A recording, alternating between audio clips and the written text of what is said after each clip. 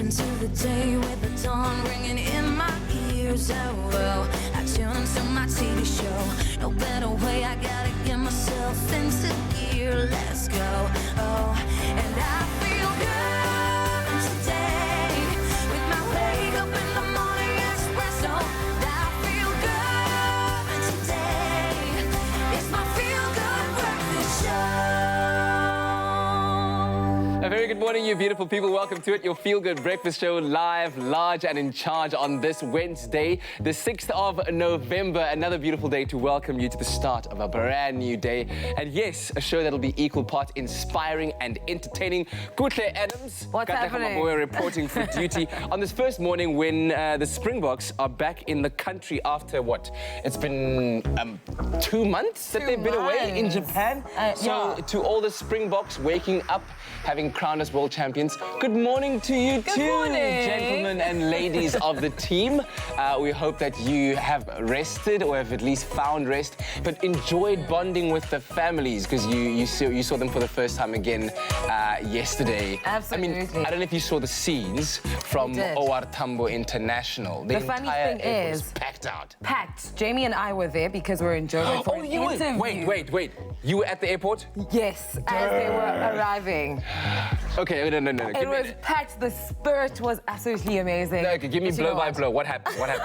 So the spirit was amazing. Okay, the spirit was amazing. We got there, but Jamie and I were really tired, so we didn't really engage in the festivities, but we heard the cheers. People were excited, and we were excited with them. We were just like, yeah, I know Kat is really disappointed in us right now.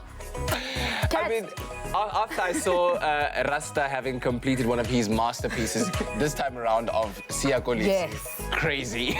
No, but it actually worked out. I think it looked like Siyakolisi. That was the most, I guess, accurate depiction of an individual by Rasta. I feel like this World Cup has improved his artistry. Yes.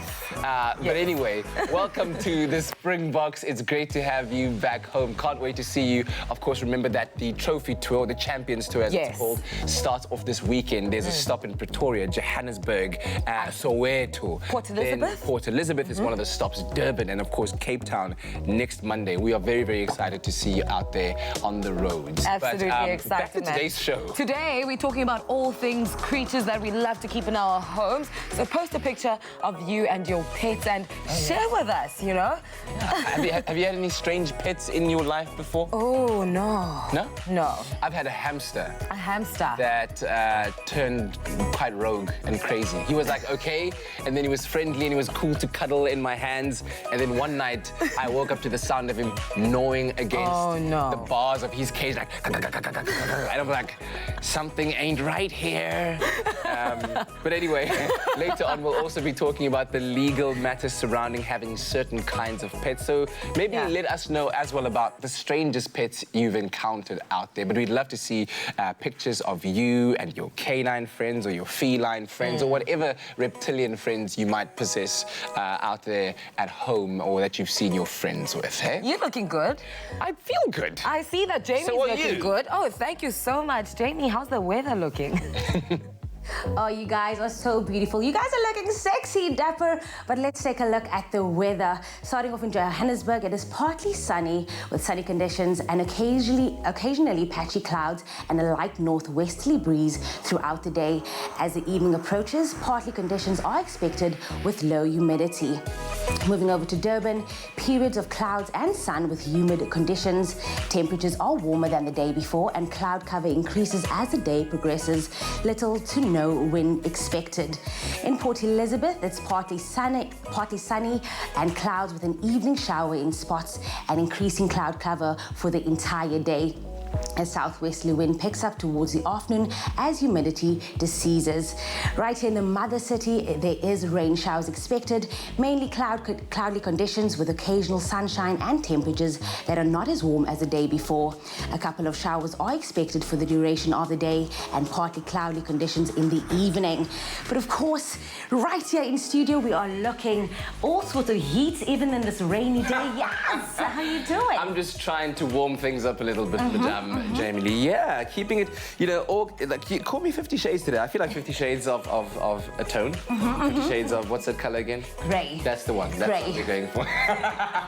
But yeah, keeping it nice and classic with you can't go wrong with a pair of classic white sneakers. They just kind of enhance everything, and we're going for the matching tones of grey here with a pop of white and just this lovely pop of yellow as well. So I think I'm keeping it nice and simple for today, but yet rather stylish. And how about you? Tell me about your look. So you know what? I always love a good black. Bold, it's simple, and it's just beautiful, simple and elegant. But I've always liked to pair it with a, you know, metallic belt because it just cinches at the waist. It gives you like that nice little waistline, and then this kimono is everything. Oh, listen, I die for anything Japanese. Oh, yes. Kimono.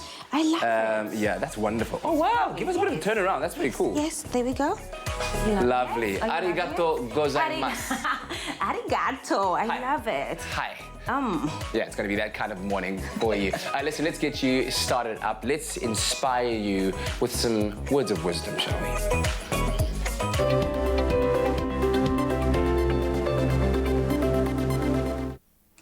It's that time of the day where we find inspiration to get us through the day, to get us through the week, to get up and be active. It's the quote for the day. Okay, and it is, be active, good things come to those who sweat. Be active because good things come to those who sweat. What I'm getting from this is that you need to work to achieve your goals. You can't be sitting there idle, daydreaming about things that you want to do. You know, I think it's very important that we be active, be proactive, write down our goals, and actively work towards them every single day. Be active, good things comes to those who wait. I mean, it could also mean going to the gym and achieving your weight goals. You know, also with the festive season coming up, I'm pretty sure that's going to be pretty difficult. But yeah, right now, though, it's time for us to check out the headlines with News with Kat.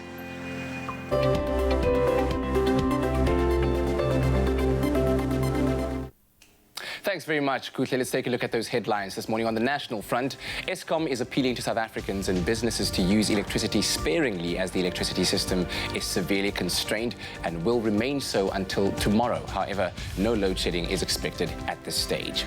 Now, outgoing Johannesburg Mayor Herman Mashaba says over 30 billion rand worth of investment has been secured towards revamping the inner city.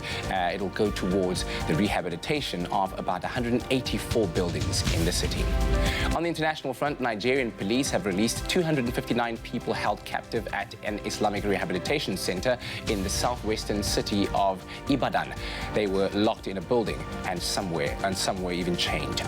Now, at least 9 U.S. citizens, 3 women and 6 children have been killed in an attack by suspected drug cartel gunmen in northern Mexico. The victims were linked to a breakaway Mormon community that settled in Mexico several decades ago. And finally, President Cyril Ramaphosa has encouraged other African countries to develop rugby and sport in general. This after the Springboks lifted the Rugby World Cup at the weekend, bringing joy and a sense of pride to many South Africans.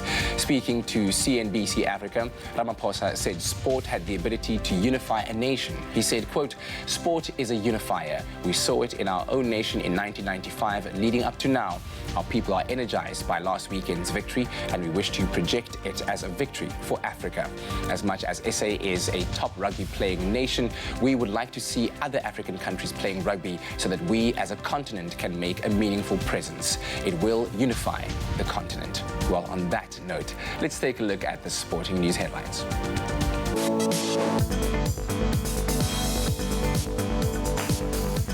Now, as you've heard, the Springboks received a hero's welcome at OR Tambo International Airport yesterday after winning the 2019 Rugby World Cup in Japan on Saturday. So welcome back home, boys. Rugby World Cup winners Makazole Mapimpi, Tendai Beast Mtawarira, Lucanio Am and Herschel Yankees have been included in the Barbarian squad for their international matches taking place this month. So congratulations to them. And on the football front, Tuesday night PSL action saw Bloemfontein Celtic claim a 3-1 win over Highlands Park, while Orlando Pirates were held against Maritzburg United and Supersport United, and Golden Arrows played to a goalless draw at the Mbombela Stadium.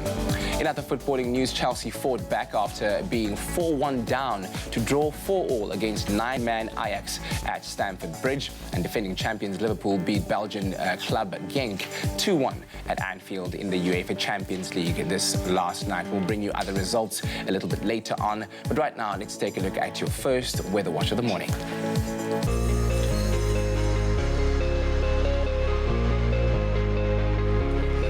We've asked you to send in your sunrise pictures. Starting off with Donald Chopene sent us his sunrise from Lesotho, where times of clouds and sun can be expected with a shower or thunderstorm in the area this afternoon, reaching a maximum of 29 degrees.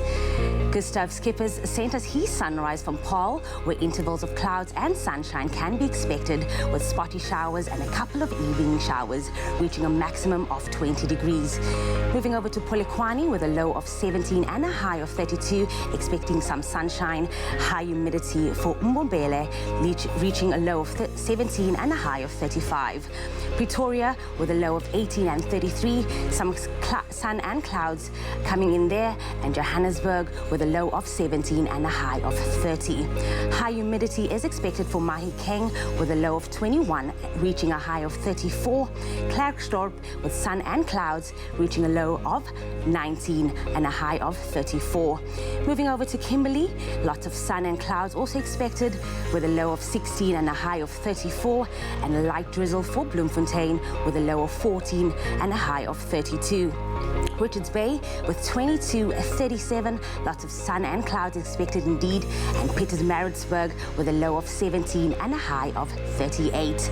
Durban looking partly cloudy as well with a low of 21 and a high of 31, and then the highest temperature in the country is Mthatha with a high of 39. Occasional rain for East London with 16 reaching a high of 28, and a northwesterly wind of 37 kilometers per hour in Cradock with a low of 11 and a high of 37. Port Elizabeth with a low of 15 and 23, and George reaching a high of 22. Now the lowest temperature in the country is Sutherland with a low of 2 and a high of 18, and a couple of showers for the mother city Cape Town, reaching a high of 19 and a low of 13. Heavy rainfall for Worcester with a low of 18 and a high of 22, and Springbok with a low of 6, also reaching a high of 22. Uppington is a low of 13 and a high of 35, and that is your weather update for the morning. Lovely day it's going to be indeed, wouldn't you say, Kuhle Adams? Absolutely. I think this is my favorite kind of weather, though. Listen, really, why? Yeah, like the gloomy, the dark grey skies. Yeah? That's my thing. Really? You're not a sunshine person, like beach days kind of thing? No. Oh, wow. No. Okay. But listen, tell me quickly about your experience on 5FM yesterday. How was your interview? Because you guys were interviewing with Thando Tabeni. Yes. Yeah, how was it? It was absolutely amazing seeing her in her element outside of Presenter Search on 3. Yeah. Because, you know, we are used to seeing her every Wednesday with crit, with feedback on our performances. But then yesterday, she was very welcoming. She was very cool, relaxed. And she was also like, you know what, Gutle, it's actually very nice to sit back and actually have a conversation with you guys and get to know you guys outside of the competition. So, yeah, that was amazing. It was absolutely amazing. Well done on that. I'm still disappointed in you about not getting a picture. Oh, come I mean, you are at the airport, the Springboks are arriving, and you just said, "See, we're from Expresso." And then you would have, you know what I mean? Yeah. You would have made time, I'm sure. But anyway. No, I'm sure. We'll make ways to get them onto the show. It would be amazing to just have the Webb Ellis Trophy here and the team around us. And the studio would be lit. Absolutely. All right, let's take a quick break. We'll be back on the other side of this great entertainment news to report. And we've also got some ballroom dancers in the studio today. Oh, yes. Very exciting stuff. A taste loved by those who have tried it. McAfee, great coffee, simple. See you after the break.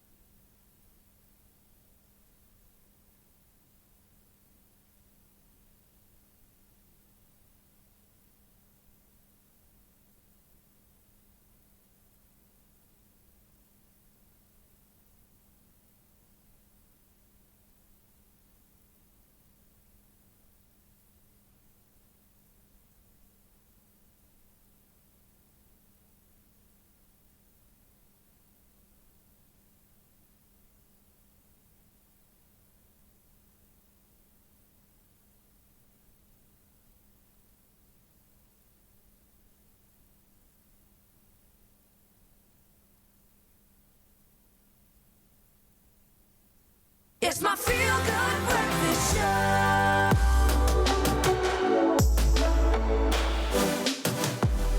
Say it. Oh, yeah, make it bounce. Welcome back to it, your Feel Good Breakfast Show, live, large and in charge. Happy Wednesday, and thank you for joining us at the start of a brand new day. We've got some exciting news to report on, Jamie Lee.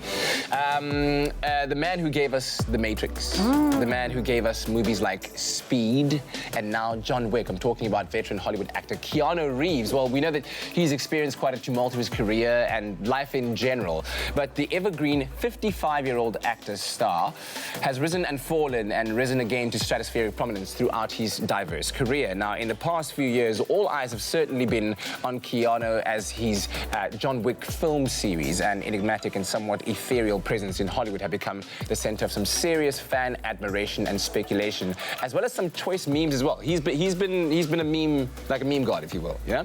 So the latest news now out of Tinseltown about the Silver Fox, yes, because that's the name that he goes by now. Look at these, anyway. Is all about the seemingly new leading lady in his life. And this now after he walked the blue carpet at the LACMA Art and Film Gala event, hand in hand with artist Alexandra Grant in Los Angeles, this now last Saturday. And look at that picture. So question now is, how old do you think she is? So I'm not trying to be shady though, but she looks like 60, 58, 59, 60, I don't know. You'd be very surprised. She's actually a fresh 46 years old. Oh, He's wow. 55, she's 46, and they were snapped walking around outside the event, smiling and still hand in hand. Look at that. Wow, their fingers interlocked, apparently. The outing comes just weeks after the pair enjoyed a 3-hour dinner at Giorgio Baldi in Santa Monica in California.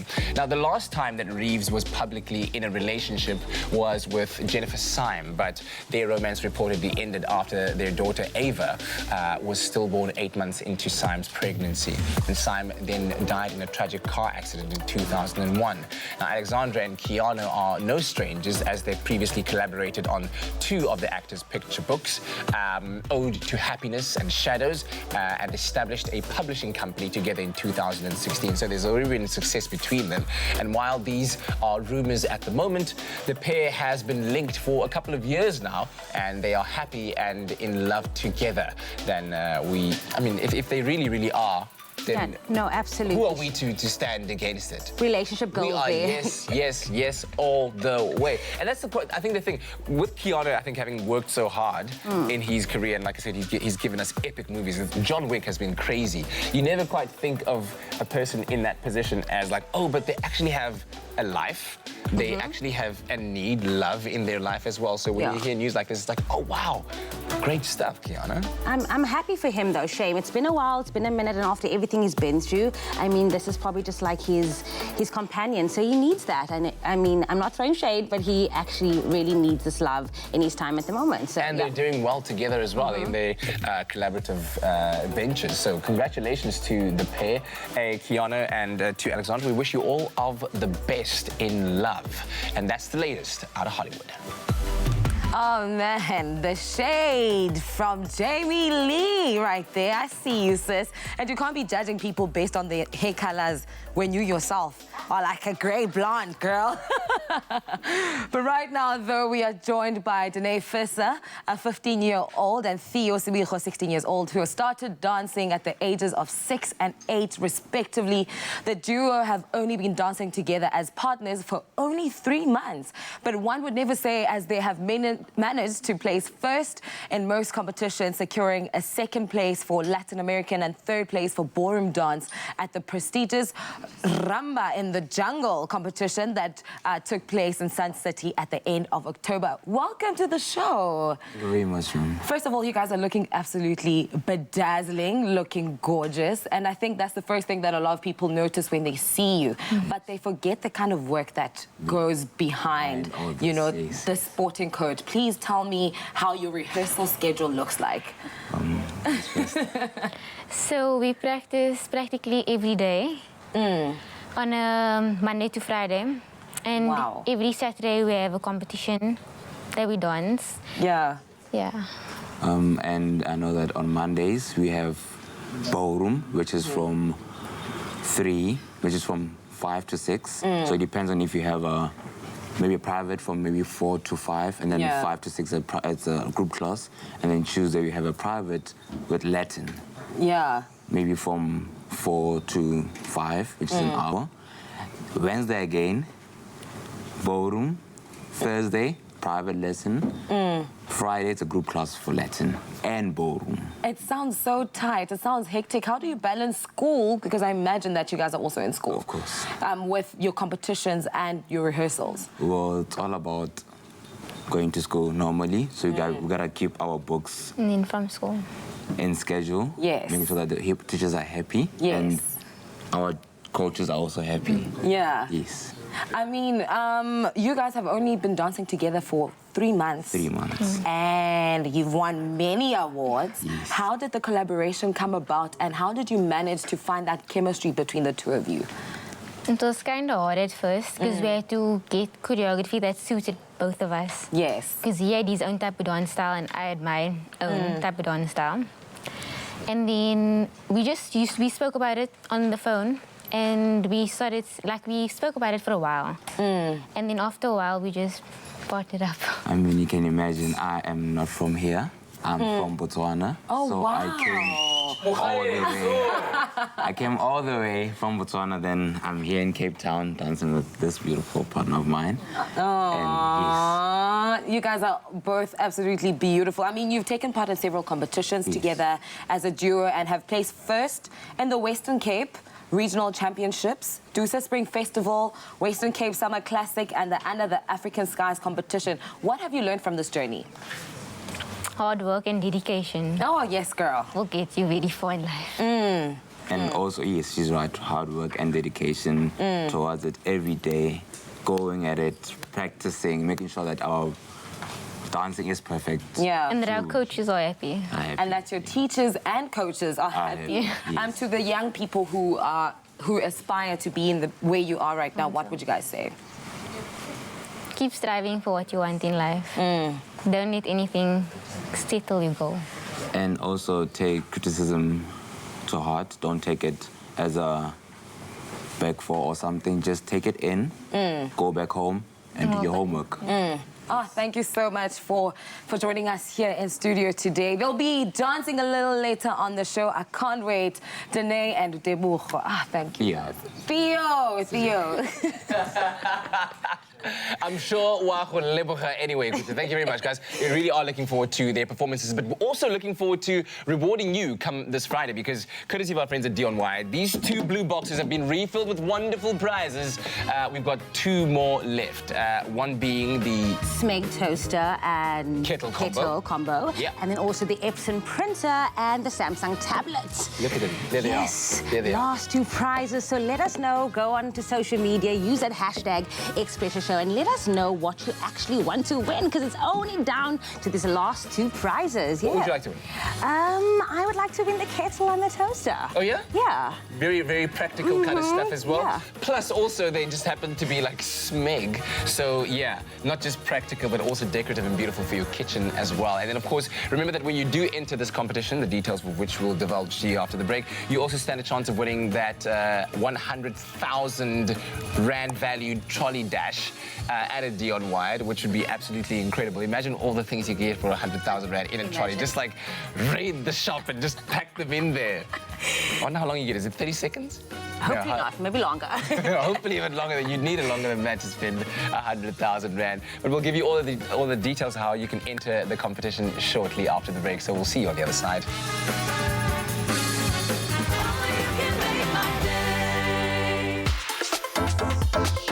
Join former Miss World Dr. Raleen Strauss and the ever so suave Nico Panaggio as they host this year's Pink Polo presented by Biomedical Emporium on the 9th of November at Valdevie Estate.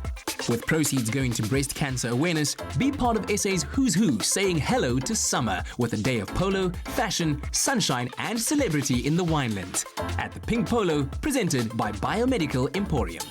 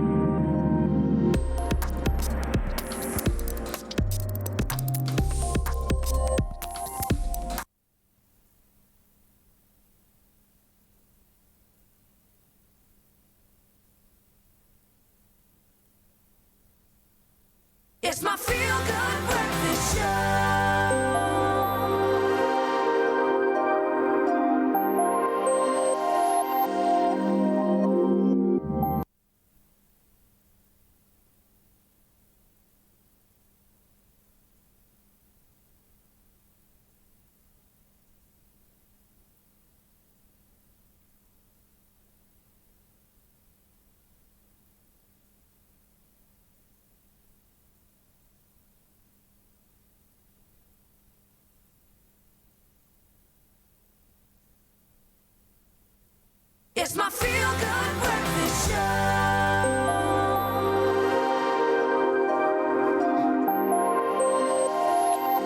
Yes, welcome to it, your feel-good breakfast show, putting things together, technology style. Have you seen that meme with Zach Galifianakis just like staring into Trying to figure out the calculations? Of course, when you hear that sound, you know that it's time for us to talk tech, updating you on the latest in the world of technology out there, at least news that has caught our ears. Now, did you know that in the United States and in Australia, delivery companies from couriers to pizza restaurants are trialing deliveries by autonomous bots? And the other day we were talking about autonomous flying taxis becoming a reality very soon. So I guess an autonomous world is where we're going to. Now, while that might sound very exciting, a big challenge for such companies that they found is that while it's easy enough to send a delivery to the right neighborhood and the street, getting a robot to accurately deliver goods to someone's front door is a lot more difficult, as most yard spaces are unmapped by satellites and GPS can't help you to decipher obstacles on the rough routine or the terrain there as well. I guess for privacy matters as well, for safety and security. You can't expect for, let's say, Google Maps to know exactly what your yard looks like, what your front porch looks like, that kind of stuff. Absolutely. But now, a team of researchers from MIT have come up with a new solution where a delivery robot armed with cameras can learn to identify a front door to a house and then can learn to map the easiest path there without causing any harm to property or becoming stuck. Now, the research is now in a trial phase, and if successful, it might be used in future delivery experiments as well. So this is very, very exciting because now you could then literally go online, order your product, and then bloop, next thing you hear is that's the robot knocking on your door. But I feel like they're just doing too much. Really? Absolutely. Are you not for this technology world? I can deal with flying cars, but not robots delivering food. But you have Mr. What delivering pizza to your door. I mean, fair enough, but it's still human interaction. Now I think we're just taking it to a whole new level. Well, get ready for 30 years from now, Kutle. It's going to be a different world. Well, in California's housing crisis, big tech companies are finally starting to acknowledge their impact on driving up property prices in their home territories to a point where people can't afford to live there anymore. Silicon Valley especially has pushed up prices in the larger San Francisco area to a huge extent. I think the housing crisis is one that affects, I think, everyone globally, and not just only, especially in South Africa, you know. There's a new pledge totaling $2.5 billion toward more available and, importantly, more accessible housing in California. Most of this will go directly toward lowering costs. It's launching a $1 billion affordable housing investment fund and another $1 billion fund for first-time home buyers mortgage assistance. I think that's very important. Buying a house is a big responsibility. Yeah, subsidizing those costs is amazing. Absolutely. And Tim Cook characterized the plan as a recognition of its profound civic responsibility to its hometown and noted that lower-cost housing meant stability and dignity, opportunity and pride. The current path was unsustainable, the executive said. Of course, there are pragmatic reasons for the investment as well. The more people leave the area to avoid its soaring housing costs, roughly 30,000 people left San Francisco just between April and June. The lower the demand and ultimately the price. But interesting way for big tech companies to help out their community. Yeah, but I mean, if you consider the fact that Silicon Valley, you know, you need all those minds to come in, all those young entrepreneurs, those inspired young people to come in and start up lots of companies, trial and error until they find some form of success. So if the housing situation doesn't favor that kind of environment, then they're going to create a Silicon Valley somewhere else. Exactly, exactly. But right now, though, Jamie is ready to give away some prizes. I hope so.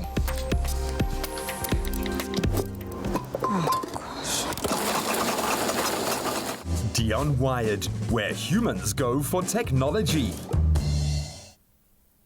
Claire, I'm not giving away anything. We're Not gonna yet. No, not yet. This Friday, if I'm not mistaken. Absolutely. But if you want to win at home, if you don't already know, then here it is. Dion Wyatt have kindly refilled our blue boxes, which means you have more chances to win. We are down to our last two prizes, as we said. It is a Smeg kettle and toaster valued at 5,600 Rand. Imagine! And the Epson printer and Samsung tablet valued at 6,499 Rand. Yeah, any one of these two could be yours. And if you do want one of these amazing prizes, then all you need to do is SMS the keyword Dion Wyatt and your name and your email address to 33728. Plus then, when you SMS be entered into this competition, you're then also entered into that mega grand prize. It's absolutely crazy. A 30-second tech dash in a Dion Wyatt worth a crazy 100,000 Rand. I mean, what? Just hold me. So if you didn't win before, then of course make sure that you enter now and keep entering. SMSs are charged at R1.50 and no free SMSs apply. And this competition will be closing officially on the 15th of November. Remember, the T's and C's apply and can be found on our website, expressoshow.com. Get entering and good luck. We could be calling you on Friday. Only you can make my day.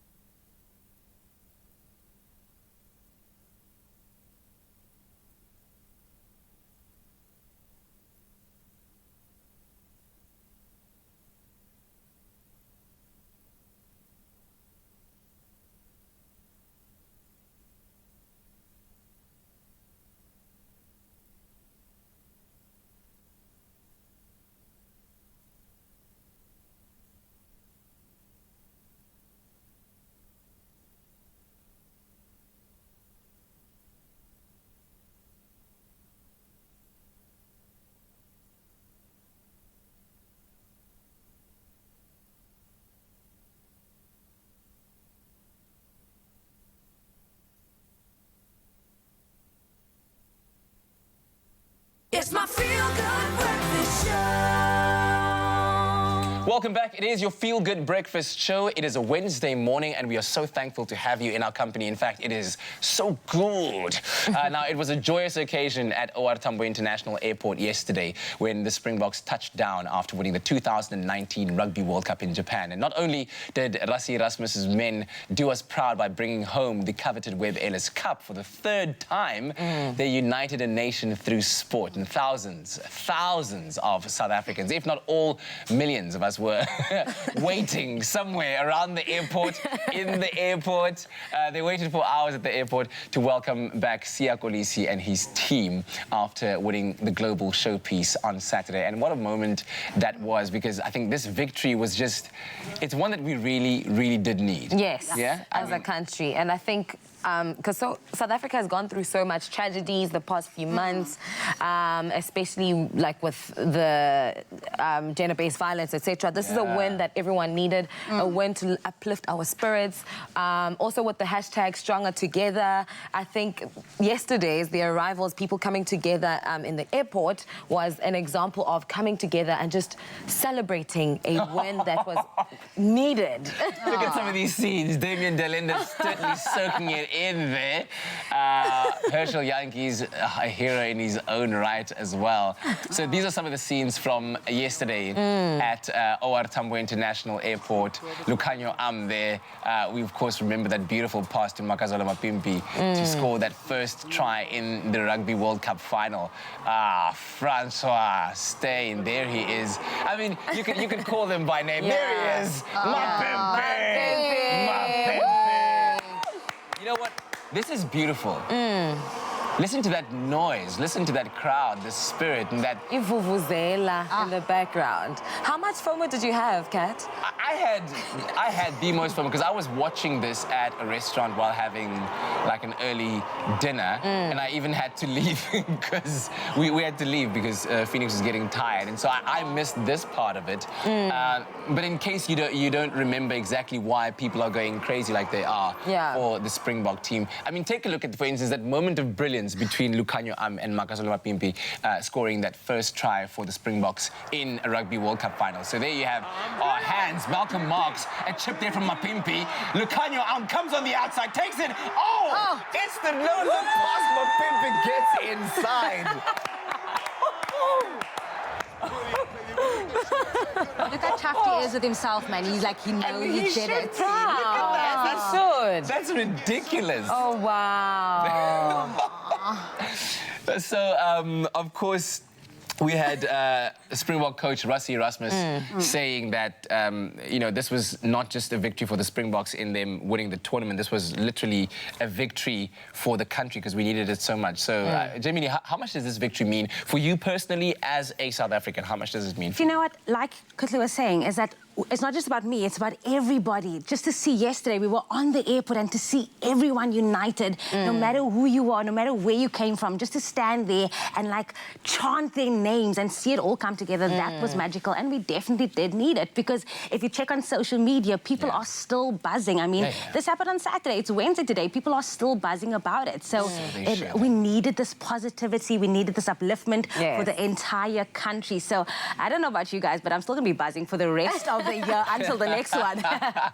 And I mean, you know, for the longest time, all we hear about, like, oh, the American dream, the American dream. Oh, this is an African dream coming to fruition. You look at Sia's history, the humble beginnings, and they kept playing this narrative over and over again, but it's very, very true. And to see him being the first black man to hold the Webb Ellis Trophy, hold it aloft to the joy, the screams, the ululations of not just a country, I believe, of a continent. That is the African dream that we all want to live, that we, you know, believe that you can come from whatever kind of circumstances. If you believe it enough, you can really achieve it. If you have the right kind of team around you and you stand stronger together with your people, you certainly can make it through any kind of circumstances. So thank you to Sia, thank you to Rassie, to the entire team for giving us as South Africans and hopefully the entire continent as well, that belief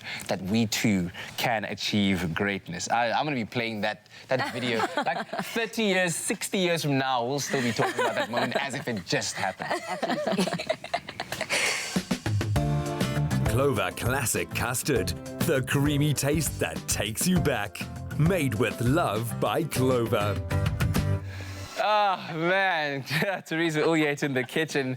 She's having a big laugh at us. I don't know. Are we overreacting over this win? Not at all, no. But I'm all for it. Let me talk to you about that. How much does this win mean to you as a South African? Well, I remember the 95 World Cup. I was in high school. I remember watching that. And I think just the way it's brought people together. And, I mean, I was in tears on Saturday. I was cheering, crying.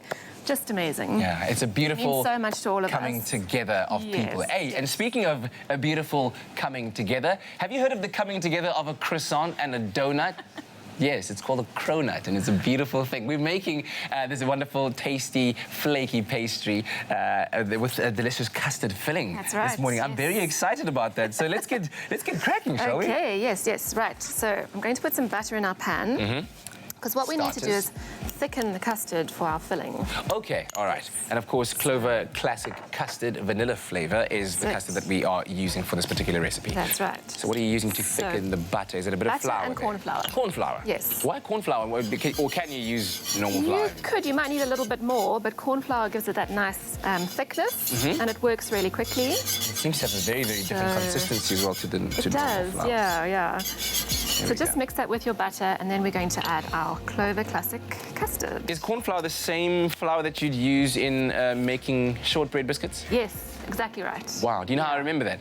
In grade 9, I used to make shortbread biscuits to sell around the street in order to raise money for like choir camps and stuff. Did you do well? I did very well, but I don't know if it's because my cookies were that good or just because like people were like, oh, shame. It's like little star-shaped. I'm sure they were great. Biscuits. I'm sure they were great. Thank you for your belief in me, Therese. I appreciate that. So what else did you add in this? So I've just added the custard. So you're going to whisk that together and let it thicken for a couple of minutes. You'll see it'll thicken up. Excellent and then stuff. take it off the heat and let it cool completely. All right. So you want to do this as your first step. As your first step. Of course, Clover Classic Custard has a unique recipe and is a source of vitamins A, B2 and D. It's creamy, it's smooth, it's super delicious as well. Ideal for these kinds of recipes and just maybe just enjoying it on its own as well. Absolutely, yeah, in a bowl. So now, what do you have there that you are brushing egg over? I have got some puff pastry. You can just use store-bought. Yep. Absolutely fine. I've brushed some egg on top. Does it need to be at room temperature, cold? Yes. Or? Normally you buy it frozen, so defrost it in the fridge overnight, or leave it out for a couple of hours and you'll defrost it. And then I've got some cinnamon sugar here. All right. So I'm going to just sprinkle that over the egg. Okie dokie. Some delicious sweetness and flavour. By the way, SMS the keyword Clover to 33728. We'll send you the link to the recipe as well as an ingredients list so that you can make your own custard-filled cronuts. Yum. Right, so we've got a second sheet that we're going to There we go. put on there. Pop that on top, and then we're going to cut out our donut shape. So super, super easy. Okay, there we go. So you can use a cookie cutter. If you don't have a cookie cutter, you could use a glass or a small bowl or something like that. Okay. Do you want to do the mini circles for me? May I? Yes, there we go. Oh, so there we go. So we can just make our little shape there. Or you can cut it out of the middle, then you can get the... Oh, so then they can Or actually you can be a make a donut. mini one. I was making This is the diet donut. And you know what? With us trying to get our summer bodies ready, perhaps that might not have been an error on my part. Okay, so there we go. So you cut that out Take like the that little one out. so that it can be And then you in the get the form shape. of a donut, That's but it has the croissant effect because it is that Totally. flaky texture. There we I'm go. going to pop this in the oil. Okay, let me give you this as well so you can get it. Oh, that looks Looking wonderful. good. Oh, let go. You know, you might as well fry the little mini ones as well. Absolutely. And then you've got extra. Absolutely. Or a little taster. Okay, one more here. So how do you tell when it's perfectly done? So when it's puffed up and golden, you can see all the layers there. I mean, it literally takes about 3 minutes. Great stuff. Then you take it out, and then you fill it with your custard. But now the exciting stuff. So when it does come out, how do you get custard inside? So we're going to use a piping bag. Okay. I'll fill these ones in a minute. So you can use a knife as well. You just break them apart, spread the custard in the middle. Oh, Pop lovely. the top on. So easy. My word. Yeah. Okay, very simple. SMS the keyword Clover to 33728. We'll send you a list of ingredients as well as a link to the recipe. Okay. Right, should we see how these are doing? Let's see. So any kind of oil that you're using for this? Any vegetable oil, oil for frying. These are coming along nicely. All right. So they do Quite take a there. little bit of time, so do be Couple patient. of minutes, yes. And you want them to be golden. You want that crunch. Excellent. So wait, because donuts are deep fried, croissants are baked, could you then bake these as well? You could, yeah. Yeah? It would work in the oven. It would just take a little bit longer. Yes, it would. But there's something about frying a donut. It's that flavour and absolutely delicious. Okay. But you could bake them. And then once they come out, drain them on a bit of paper, toss you them go. in some more cinnamon sugar. I ideally would love to taste one of these, please. And while I tell do them that, to. how about you take a quick look at a recap of how we made this? Raise your donut making skills to a whole new level with these delectable Clover Classic Custard Cronuts. To make the filling, add 400 ml of Clover Classic Custard into a saucepan to warm up. Add a tablespoon of corn flour to a tablespoon of soft cube clover butter. And and mix to combine. Add a spoonful of warm custard to the butter paste. Stir to incorporate. Then return it to the pot of custard. Fold together and set aside. Next, brush egg wash over a sheet of puff pastry. Sprinkle over cinnamon sugar. Cover with another layer of puff pastry. Roll it out and repeat. A brush of egg wash and a sprinkle of cinnamon sugar. Then fold the pastry once more and roll it out again. Now, using a glass or cup, cut out large circles of pastry. Cut a hole in the middle and fry in batches until golden. Allow to cool slightly, then dust the cronuts with cinnamon sugar and pipe in the thickened custard and serve. Being this impressive shouldn't be so easy. Make them for home and take a batch to work. They'll be the perfect sweet treat to spoil your colleagues. Made with love by Clover. Imagine how your colleagues would love you if you spoiled them with that. Yeah! SMS the keyword Clover to 33728. Man, you've really got to love the people that you work with in order to bring them these cronuts. Imagine just rocking up at work like, hey everybody, I made cronuts for everyone. Like, wow. Boss would be like, let's give you a raise right now. So this is one that we've just fried. I've tossed it in some more cinnamon sugar. Oh, and my piped goodness. some custard in the middle. That's amazing, Teresa. There you go. Thank you very much. You can just Gorgeous. lay it down there on the display. So once again, SMS the keyword Clover to 33728. And that's as simple as that for the keyword and the link to the recipe as well. Thank you very much. Such I'm a going to take pleasure. these to the rest of my team. Fantastic. And hopefully gain their favor. Clover Classic Custard, the creamy taste that takes you back. Made with love by Clover. Hi, I'm so excited. Kat. I bring treats You come for there you to enjoy. There we go. Fill your plates, delicious. fill your bellies, and let me know what you think. These are lovely cronuts filled with delicious Clover Classic custard, vanilla flavor. There we go. Don't even break it up. You need to bite right into it so you get that custardy, creamy, crackly, flaky The pastry. cinnamon is literally my fave. Yeah? Also the custard inside just oozing out. Please look. That's what I'm talking about. That's what I'm talking about. It literally feels like a cook sister that went to private school. And this is the matric farewell. Exactly. Exactly. And I think goes well with our coffee. Wonderful Absolutely. stuff. Do enjoy. SMS that keyword again, Clover to 33728. While the ladies enjoy themselves, let's take a quick break. You know what? I can't be left out of this. No, get in there, What is get in this there. life even? Wow. Wow. Clover Crush, 100% pure fruit juice packed with vitamins and no added sugar. Crush your daily goodness. Now also available in long life. Support Crush in giving away another 20,000 pairs of school shoes to children in need. Buy a Crush, dial the number on the pack, and stand the chance to win your share of 500,000 Rand. Hashtag share the goodness. Made with love by Clover.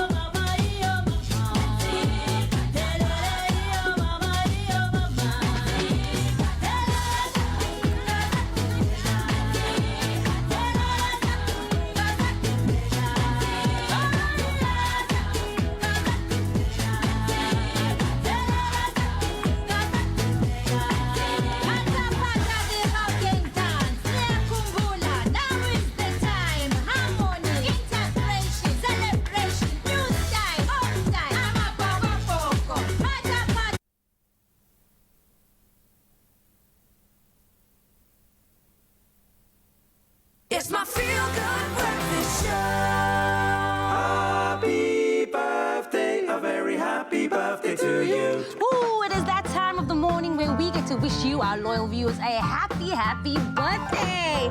I'm so excited. It's Scorpio season. You celebrated your birthday last week. Yes. And now we It are is going to be Scorpio with season, you're right. It is. Hello. Happy birthday, And I'm Scorpios. next week. But let's get into it. We're going to get right into it with Gabrielle sending warm birthday wishes to my special nephew. Happy 8th birthday to you, baby. We love you. Enjoy your day. Love Auntie Pauline and Natalie. Gabrielle.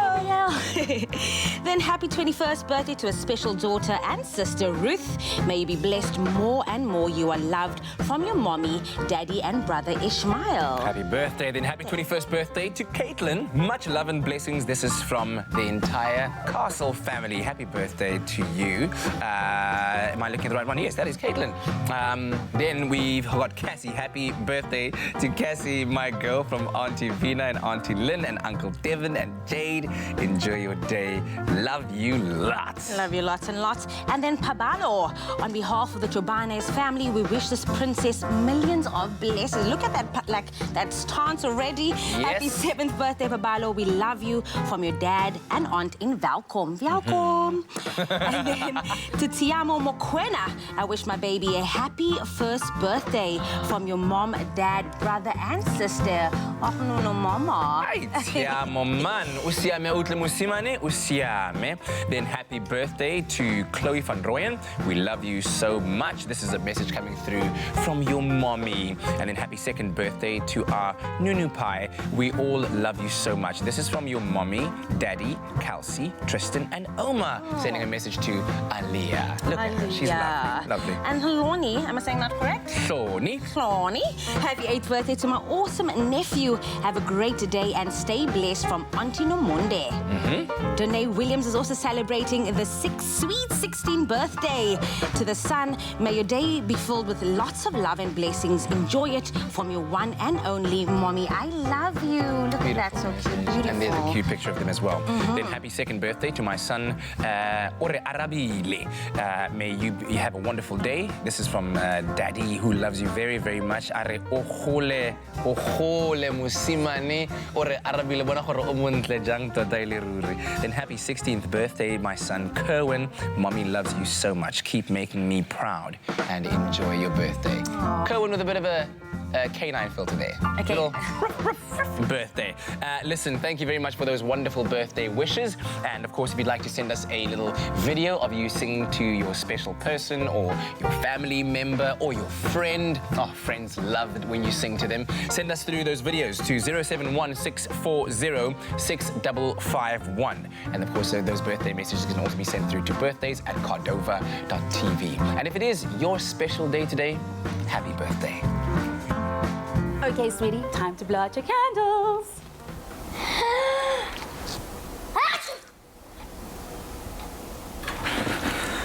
Don't ruin the moment. Prevent allergies or cold and flu with fast-acting powder nasal spray from the Nexa range. Nexa, brought to you by Pharma Dynamics. Cha, cha, cha, cha, cha. How was that? Am I trying? Am I doing well? We're about to bring the groove on this morning with Danae and Theo as they are about to perform the cha-cha for us, so please enjoy.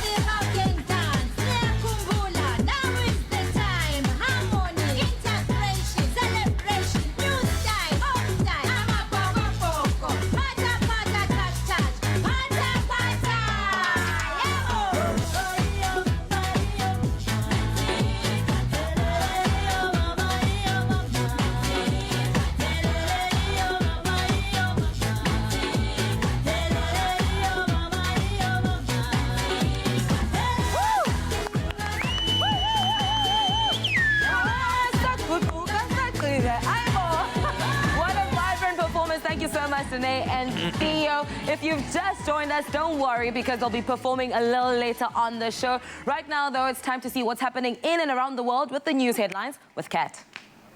Taking a look at the latest national news headlines, Eskom is appealing to South Africans and businesses to use electricity sparingly as the electricity system is severely constrained and will remain so until tomorrow. However, no load shedding is expected at this stage. Last month, the power utility implemented load shedding due to urgent maintenance. Eskom concedes that the system remains vulnerable due to historic factors such as inadequate maintenance as well as the aging of plants. The power utility says it will keep South Africans informed about the status of the electricity system and its recovery efforts. Meanwhile, outgoing Johannesburg Mayor Herman Mashaba says over 30 billion rand worth of investment has been secured towards the revamping of the inner city. This will go towards the rehabilitation of about 184 buildings in the city. He says he's been able to turn the inner city into an investment hub and added that 32 billion rand worth of investments had already been signed with bank guarantees. Mashaba had been addressing investors who are part of the Inner City Partnership Forum in Braamfontein. On the international front, Nigerian police have released 259 people held captive at an Islamic rehabilitation center in the southwestern city of Ibadan, the police spokesperson said yesterday. Now, they were locked in a building and some were even chained. 9 people, including the owner, had been arrested and were under investigation. Nigeria launched a crackdown on informal Islamic schools and rehabilitation centers in late September after a man was refused permission to see his nephews at one institution and complained to police. Some 1,500 people have been freed so far. Moving further afield, at least 9 U.S. citizens, 3 women and 6 children have been killed in an attack by suspected drug cartel gunmen in northern Mexico. The victims are members of the Lebaron family linked to a breakaway marked with, quote, independence and sovereignty in pursuing the criminals behind the attack. And finally, excitement is building at the Hakskeenpan near Uppington in the Northern Cape, where preparations are in full swing for the Bloodhound supersonic car's attempt to break the land speed record of 1,600 kilometers per hour next year. Yesterday, Bloodhound came close to its expected high-speed testing of 800 kilometers per hour. However, the car sustained some minor damage and engineers had to be roped in. Owner of the Bloodhound, Ivan Warhust, says that engineers are constantly analyzing data from the car to determine whether it's safe to go to the next level to keep going even faster. He once again had high praise for the Northern Cape and 300 people who cleared the track for nearly 10 years, making it the best racing surface in history for a straight line racing. Well, on that note, let's take a look at the latest sports headlines.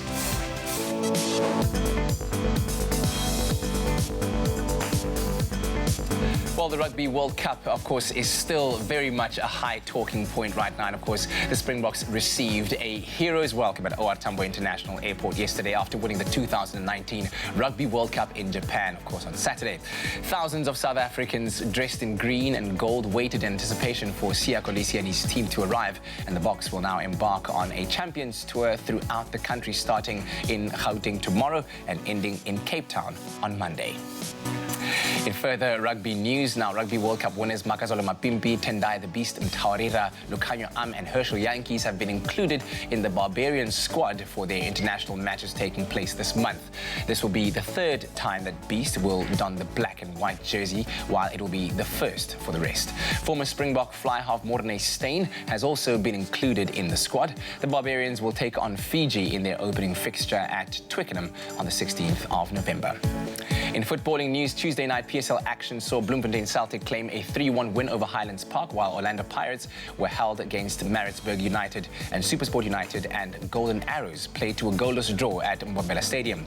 Celtics' win sees them move to 9th spot on the league standings, while the Buccaneers move up to 7th and Maritzburg moved down to 10th place. In other footballing news, Chelsea fought back after being 4-1 down to draw 4-4 against nine-man Ajax Amsterdam at Stamford Bridge, and defending champions Liverpool beat Belgian club Genk 2-1 at Anfield in the UEFA Champions League last night. This was Liverpool's 3rd straight win in the tournament after losing their opening fixture. And in other matches, Dutch side Ajax narrowed their chances of winning against the Blues after after both of their centre-backs were sent off within a minute. So it was quite a heated night of football over in Europe. But that's a roundup of the sporting headlines. Right now, let's take a look at your roads.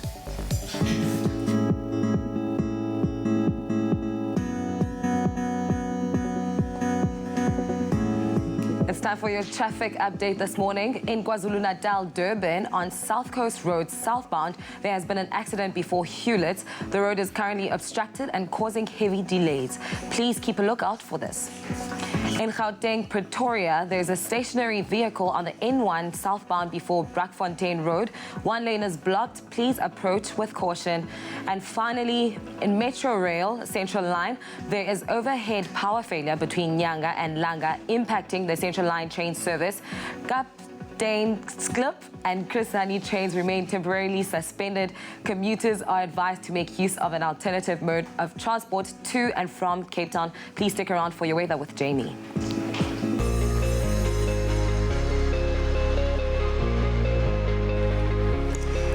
Thank you so much, Kutle. Now, we have asked you to send in your sunrise pictures. So we have JP Malherba, who sent us his sunrise from Robertson, where cloudy conditions can be expected with a strong northwesterly wind and cooler but pleasant temperatures reaching a maximum of 26 degrees. Verity Herbert also sent us this amazing sunrise pic from Ribik West, where partly sunny conditions can be expected with a couple of showers throughout the day, reaching a maximum of 22 degrees. Looking at the rest of the country, in Polokwane, lots of sunshine can be expected with a low of 17 and a high of 32. High humidity for Mbobela with a low of 17 and 35. Moving along to Pretoria, partly cloudy with a low of 18 and reaching a high of 33. And then Johannesburg reaching an all high of 30 and a low of 17. High humidity can be expected for Mahikeng with a low of 21 and 34. And then in Klerksdorp, we have a low of 19, reaching that all high of 34 as well. Kimberley is a lot of clouds happening in Kimberley as well, with a low of 16 and 34, and a light drizzle for Bloemfontein with a high of 32. Richards Bay is expected to have a low of 22 and a high of 37. And then Pietermaritzburg, lots of clouds can be expected there as well, with a high of 38. Durban as well, with a low of 21 and a high of 31. And then, of course, the highest temperature in the country is Mthatha, with a low of 16 and reaching that all high of 39. Occasional rain for East London, with a low of 16 and 28, and then a northwesterly wind of 37 kilometers per hour for Craddock, reaching a high of 37. Port Elizabeth with a low of 15 and 23, and George coming in with a 12 and 22 maximum. The lowest temperature in the country is all the way in Sutherland, reaching an all low of 2 and a high of 18. Now, a couple of showers can be expected for the mother city, Cape Town, with a low of 13 and a high of 19. Heavy rainfall for Worcester with a low of 18 and 22, and Springbok with a low of 6 and 22 as well. And then lastly, Uppington with a low of 13 and 35. But make sure that whatever you do, make it a memorable Wednesday. Yes, it is going to be a memorable Wednesday indeed, especially if you tune into your feel-good breakfast show. Mr. Richards, we're talking all about pets today. Yeah, man. You've got two, right? I've got two. When you said like pet names, I was like, what do you mean, like boo-boo pens? Like, no, I've got two of the most amazing pets. Kept me safe while my family was away. Two miniature Dachshunds, Leo and Lola. Yeah. Are they easy to manage? They're like yin and yang. They balance each other out, and their natures are so different, but they kind of come as a package deal. But they are so good. Yeah? Such good puppies. I haven't had pets. Taking a bit of work. I've had to work at it. I feel like I've lost touch a little bit with the pet thing, because I haven't had pets since, childhood. You know what it is? Life's too short not to have a dog, dude. Right, yeah. That's what I keep saying to myself. No, they're like little children, man. Yeah. Love Well, listen, let us know your relationship with your pets. In fact, we'd like to see pictures of you and your pets. Post them through one of those like push trolley things that you put them in, like a real baby. You dress them up as well. Let us know and show us your pictures on Expresso Morning Show SABC3. There you'll see our Good Morning Post. But in our Now What segment this week, we're going to be talking about all kinds of rules and legal understandings when it comes to having a pet. Does now your that you have dog one, bite? does your dog have rights? What kind of rights do they have? And all those kind of things as well. And let us know, maybe do you know some neighbors that have weird pets? Like, Did you have neighbors with weird pets like Komodo dragons? No. Luckily, I never had a yappy dog next door either. But what happens? Goodness. What kind of rights do you have? Yeah.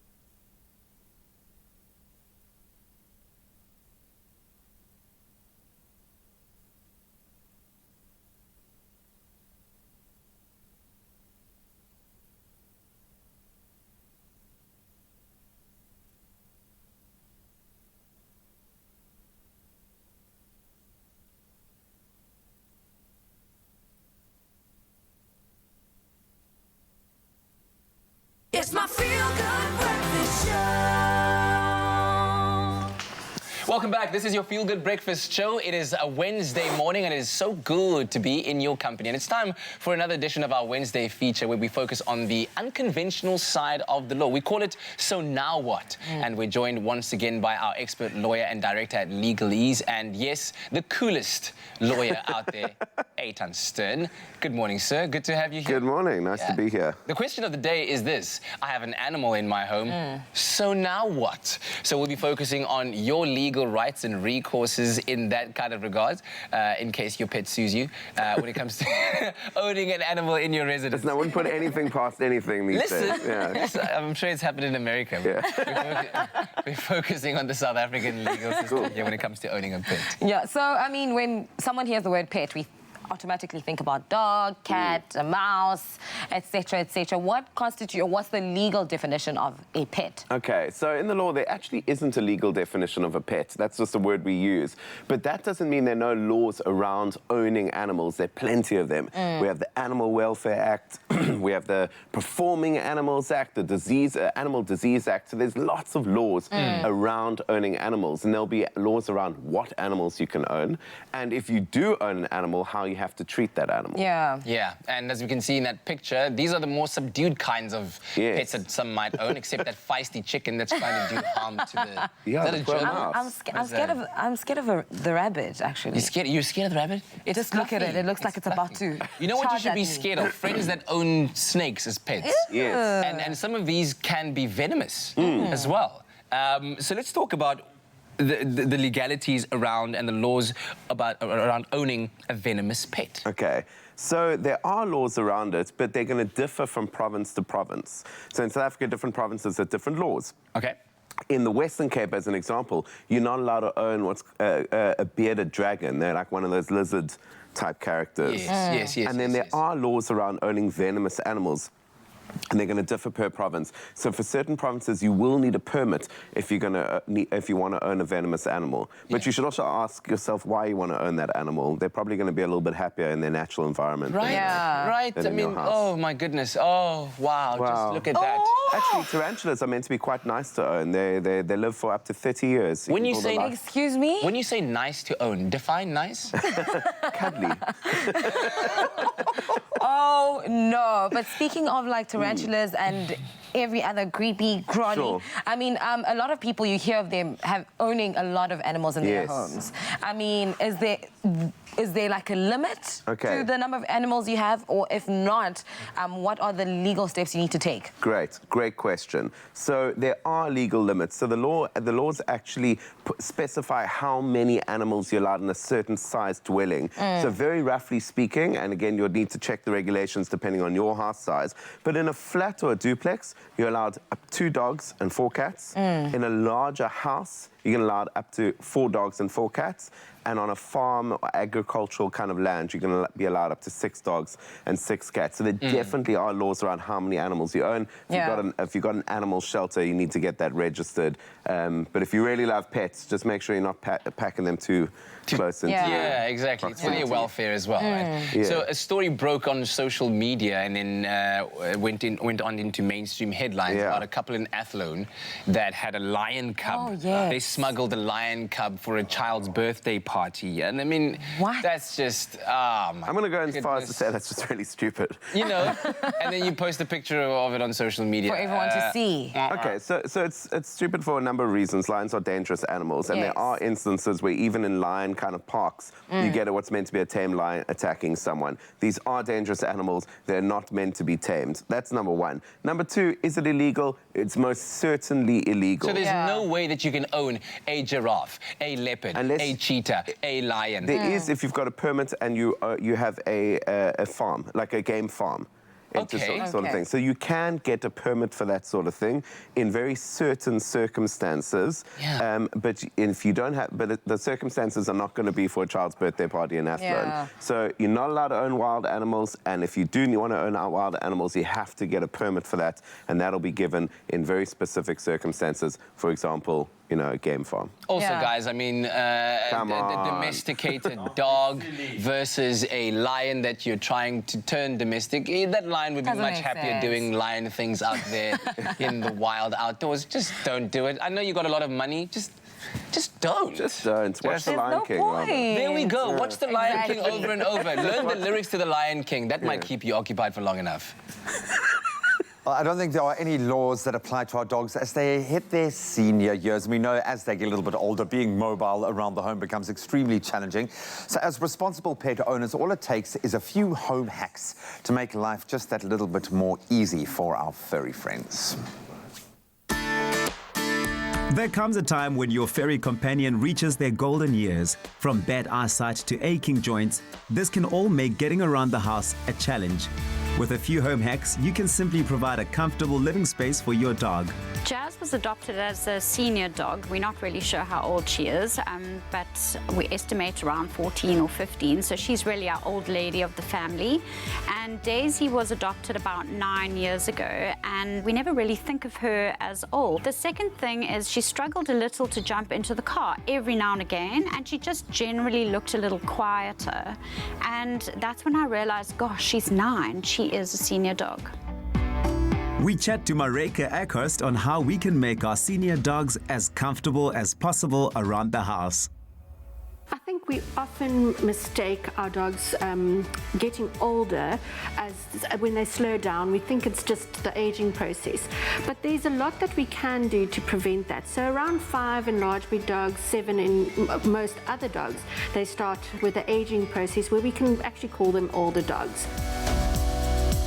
I decided to talk to Mareka just to see what small changes I could make at home that might make it a little easier for Daisy and Jazz. My first port of call would be when they reach that age to switch them to a nutrition that is appropriate for their age. So something like Science Plan Youthful Vitality, which starts looking after the kidneys and the brain and also their joints, is a great diet to start on.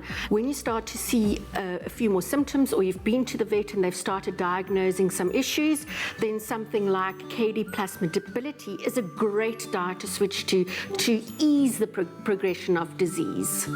Dogs negotiating their fooding bowls, or older dogs negotiating their fooding bowls, become quite common because they're quite stiff in their necks and there might be arthritis and so forth. So the best thing to do is start raising their bowls so that they don't have to bend down or overexert themselves to eat. So that goes for food bowls and for water bowls.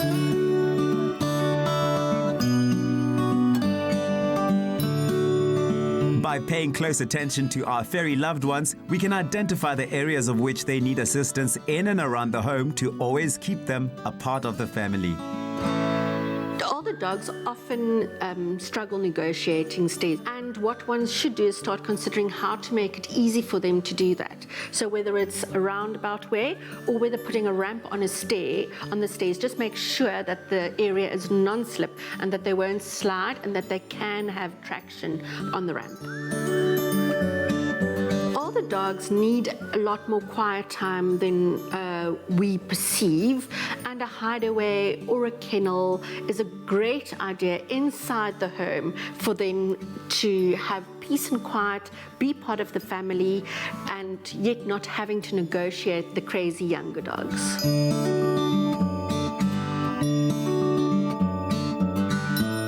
Perfect bed is one that is not that difficult to negotiate, so they can easily get onto it and off to it, and you shouldn't be able to feel the floor. They should be, so if they have their bones or something lying on it, they don't get hurt. There's some padding between them and the floor. I'm really so excited about some of these changes. They're easy to implement, and I think it's going to make a huge difference to the dogs' lives. Not jumping onto the bed is or the couch is quite a common problem, but that's actually because it hurts. So a good hack for that is to make sure that they have stairs available to go up and down the couch or the bed where they usually have had access.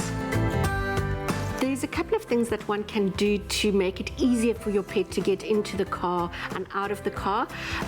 One thing that's quite an easy fix is to carry some plastic steps with you, and another thing that is very convenient is to have a car ramp specifically for that purpose. Also have a harness to put on them so that you can actually assist them go up and down the car, whether it be a step or the ramp. Another thing to watch out for is your pet's weight. Extra weight negatively influences their mobility, so carrying around extra weight prevents them even further from jumping up, moving around. So making sure that underneath all that fur they are really thin is important. I think one of the best things is that Jazz will be able to go up and down stairs, which I really think will benefit her, and just that she can explore more of the garden. And TV nights are going to be awesome with her Daisy being able to jump on the couch. And I don't want to see Daisy lying down. I don't want to know that she's got a sore neck when she's eating her food. I want her to enjoy food times. A pet that's been with you for years is incredible, and while it can be hard to watch our pets age and begin to struggle, it's the time in their life where they need us most.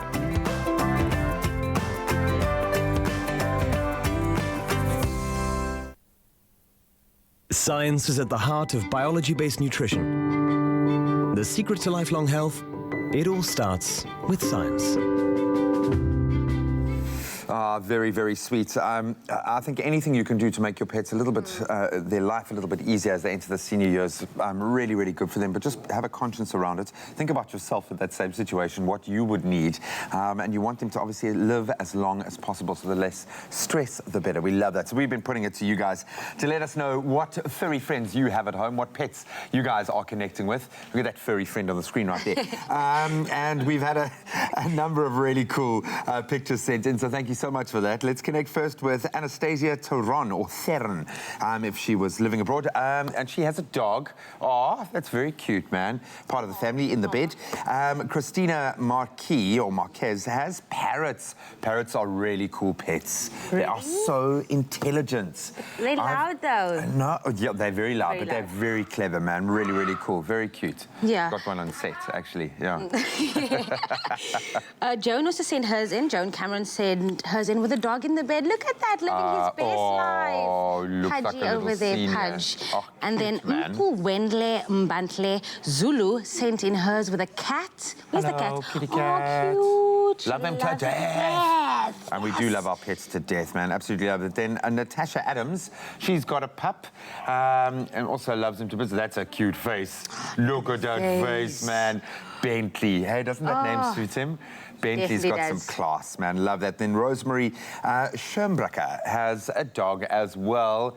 Oh, shame, man. Look at I mean, his who outfit. dresses him up in a hoodie like that? Oh, Zoe, and you can check, even Zoe's embarrassed with the hoodie. No, it's very cute. Zoe, you've got nothing to be embarrassed about. And then lastly, Hoof Hancock's also sent his picture with a dog. Oh, cute. Hey, that's Look beautiful. at that. That's beautiful. That's Instagram worthy right there. Look at that. Cute. Is his name really Wolf Hancock's, and he's got a husky dog? You're a cool duo. Very, very cute, man. So you can let us know what pets you have at home. I think they really are, but you know, they become part of the family. I know my two dogs sleep in the bed. We've even got little stairs so they can get up on, because they're sausage dogs. But we lost that battle ages ago, so maybe you have a similar sort of relationship. Share some love, some pet love with us on our social media platforms. We'd love to see some more pics. Benjamin Graham, I love you, and I'm trying to get over and understand this. Why do the pets sleep in the bed? Inside Explain the bed. for me why. Yeah? Which is no choice. No choice, man. I don't buy that. I don't buy that. So, Princess, do you have any pets? Yes. What do you have? The little puppy one. A little puppy? And what's your little puppy's name? Spunky. Spunky? Yes. That's such a cute name. How old is Spunky? Yes, it's 2 years now. Oh my gosh. That's adorable. Spunky, come here, Spunky. Do you sleep with a Spunky? No. Can't do that. In bed, no, please. Anyways, Princess, what have you baked up for us this morning? A bran muffin. Oh, you got bran muffins? Yes. Lovely. I would love to have a bran muffin. Thank you very much. Listen, this pet conversation is interesting to me, and I would love to hear from those of you, let's say, who own dogs, because I'm a dog kind of person, and we talk about the fact that pets are a part of the family. Yes. And they climb into your heart. I'm trying to understand, when do you make that decision that it's okay for your dog, or your cat even, to sleep in your bed? And I just want to understand that, and I'm asking for a friend. Yeah. A couple of friends of mine are asking, what? What about hamsters? Hamsters aren't allowed to sleep in bed either. I just want to know. Let me know, explain it to me. Maybe I just need a new perspective so I can tell my friends so that they can understand. But in the meantime... And how cool is this place? Only the highest grade Arabica beans. McAfee, great coffee, simple. See you after the break. Bring home more than just memories of Mauritius with Club Med's all-inclusive holiday packages for families, friends and active couples. Choose from 3 Club Med Mauritius resorts and save up to 15% on your December 2019 booking with their early booking bonus. Extra bonus, kids under 12 stay free in Mauritius and fly free on Air Mauritius. Contact the agency by Club Med to book and visit clubmed.co.za for details.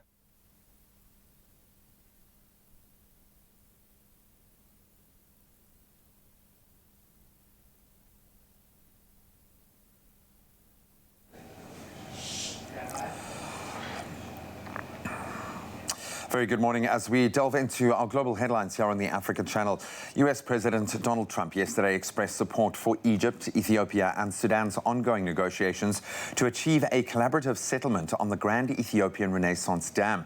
Trump voiced his support in a phone call to his Egyptian counterpart, Abdel Fattah el-Sisi, after Egypt called for an external mediator on the issue. Cairo fears the dam could restrict now scarce materials of drinking water from the Nile, on which it is almost fully dependent, while Ethiopia says the dam is crucial to its economic development. Then Mauritians will vote tomorrow in an election that will see Prime Minister Pravind Jugnauth vie to win a popular mandate 2 years after he was handed the top job when his father stepped down. Nearly 1 million voters are registered for the parliamentary election in Mauritius, a stable democracy in the Indian Ocean which gained independence from the United Kingdom back in 1968. For the first time in decades, 3 distinct political blocs will compete for power in the legislative elections. New alliances could be likely if none can clinch an absolute majority. Then Nigerian police have released 259 people held captive at an Islamic rehabilitation center in the southwestern city of Ibadan. A police spokesman said yesterday they were locked in a building and some were chained. 9 people, including the owner, had been arrested and were under investigation. Nigeria launched a crackdown on informal Islamic schools and rehabilitation centers, as they've been called, in late September after a man was refused permission to see his nephews at one institution and complained to police. Some 1,500 people have been freed so far. It was a good run. It was a good run. It was a good run. Well done.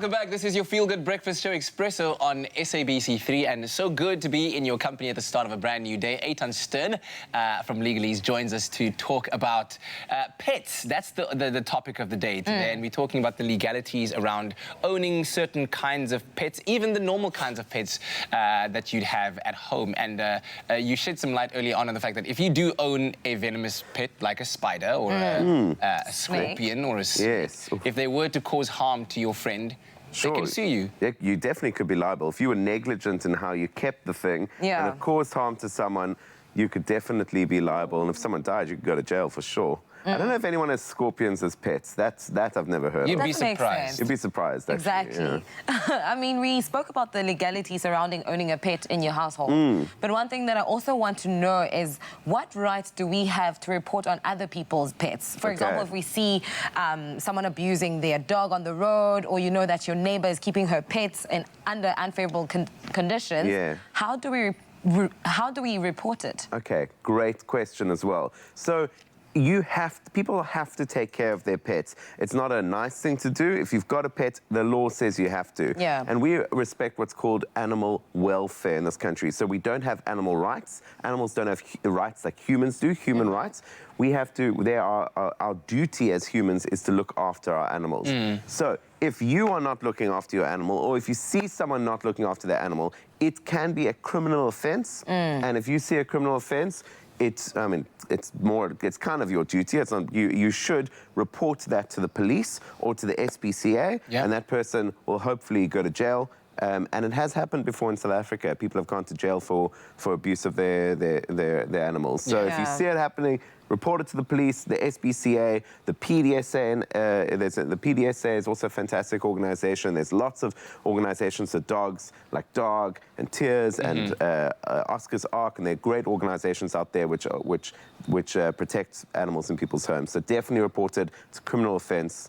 Those people go to jail. I mean, it's basically just saying, like, if you don't have the patience or the kind of personality to look after them, just don't have a pet in the first place. The cruelty is unwarranted. Now, I've heard of stories of people that go on holiday and they find animals, so either a stray dog or maybe even a tortoise, and then they decide to take it home and make it their pet. Are you allowed to do that? It's a very, very, very sensitive topic for me at the moment, because we actually found a little dog a couple of weeks ago, and we went through this exact same situation. So you see an animal in the road, you can't find it, it doesn't have an owner, it looks like it's homeless. And so the best thing to do is to take it to an animal welfare organization. Like SPCA, PDSA, one of theirs, try find the owner. But then animals are property, essentially, in the eyes of the law. So it's no different to finding someone's cell phone in the ground or a jacket on the ground or something. You do your best to find its owner, and if you can't find the owner, well, the choice is that the animal... Finders keepers? To some extent. The choice is that if you put an animal into the SPCA and someone has to adopt it that can't live in the SPCA. So, for example, the animal that we found, Larry, the option was it gets put down or we home it.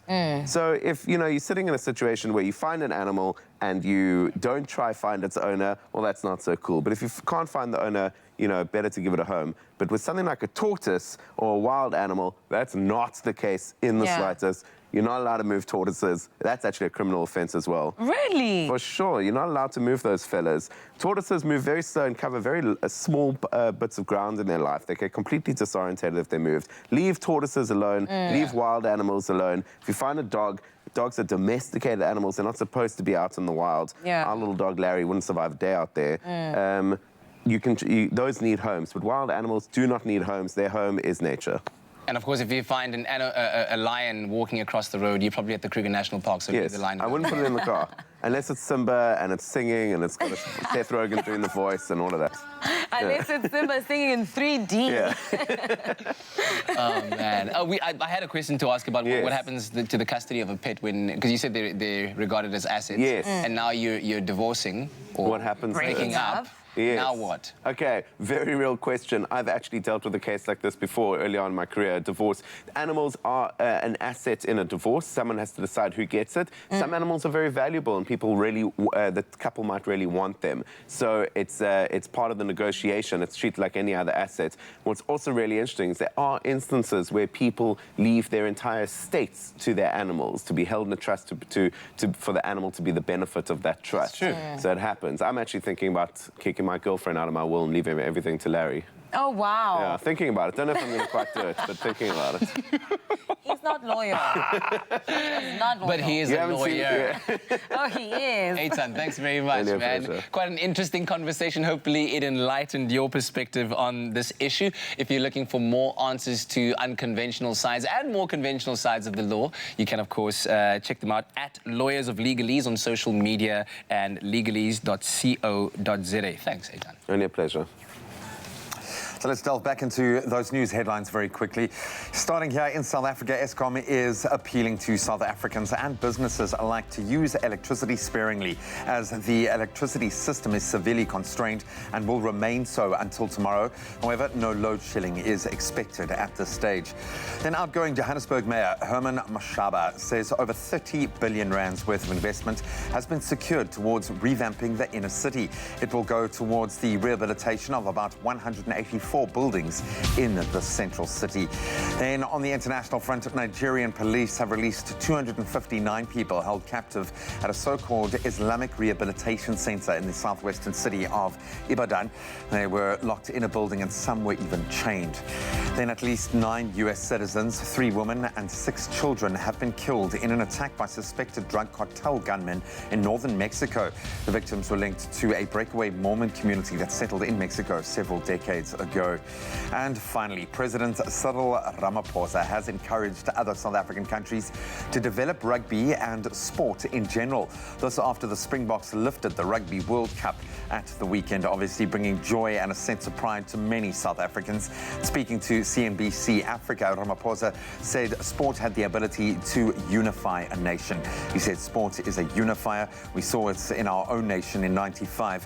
Leading up until now, our people are energized by last weekend's victory, and we wish to project it as a victory for Africa. As much as SA is a top rugby playing nation, we would like to see other African countries playing rugby so that they, as well as the entire continent, can make a meaningful presence. It will unify the continent. We certainly echo those statements. That's where we leave our news for now. Let's delve into the sport.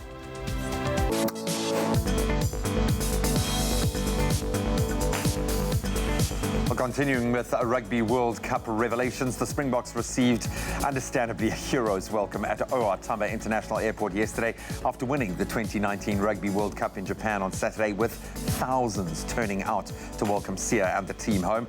Then the Rugby World Cup winners, Makazola Mapimpi, Tendai Beast, Mtwararira, Lucanio Am and Herschel Yankees have all been included in the Barbarian squad for the international matches taking place later this month.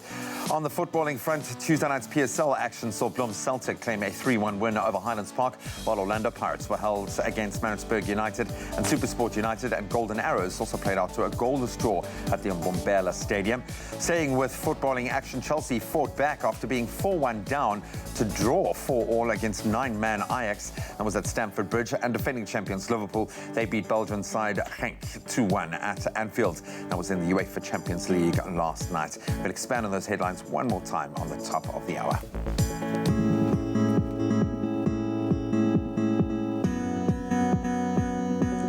Time to take a look at the traffic this morning in Gauteng Midrand. On the R55 southbound, there is congestion between Olifantsfontein Road and Main Road. The average traveling speed is 10 kilometers an hour with delays up to 20 minutes.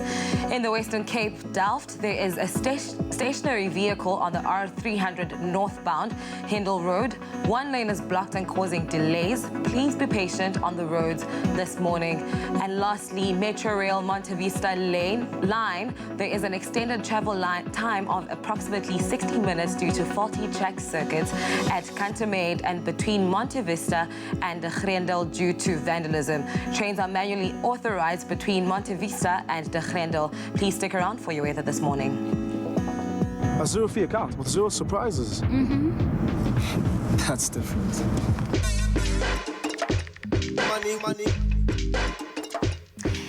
Thank you so much, Kutle, for that update. Now, we've also asked you to send in your sunrise pictures, and Ntokoze Martinez sent us his from the beautiful sunrise from Johannesburg, where partly sunny conditions can be expected with occasional cloud cover reaching a maximum of 30 degrees. Sinovayua Jijane sent us this incredible sunrise from Kolbe Viewpoint in Duesa, where times of clouds and sunshine can be expected with a light breeze and occasional rain in the evening, reaching a maximum of 29 degrees. Now let's look at the rest of the country, with Polokwane reaching a low of 17 and a high of 32. Sun can be expected, and a high humidity for Umbobela with a low of 17 and a high of 35. Moving along to Pretoria, lots of clouds coming in there with a low of 18 and a high of 33. And then Johannesburg, lots of clouds as well, and some sunshine coming through with a low of 17 and a high of 30. High humidity can be expected for Mahikeng, reaching a low of 21 and a high of 34. And in Klerksdorp, we have 1934.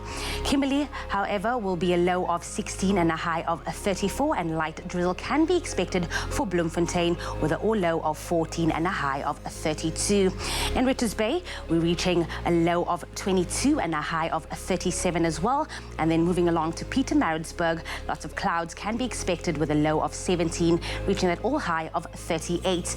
And in Durban, lots of sunshine and clouds coming through with a low of 21 and a high of 31. And the highest temperature in the country is in Mthatha with a high of 39, reaching an all-low of 16.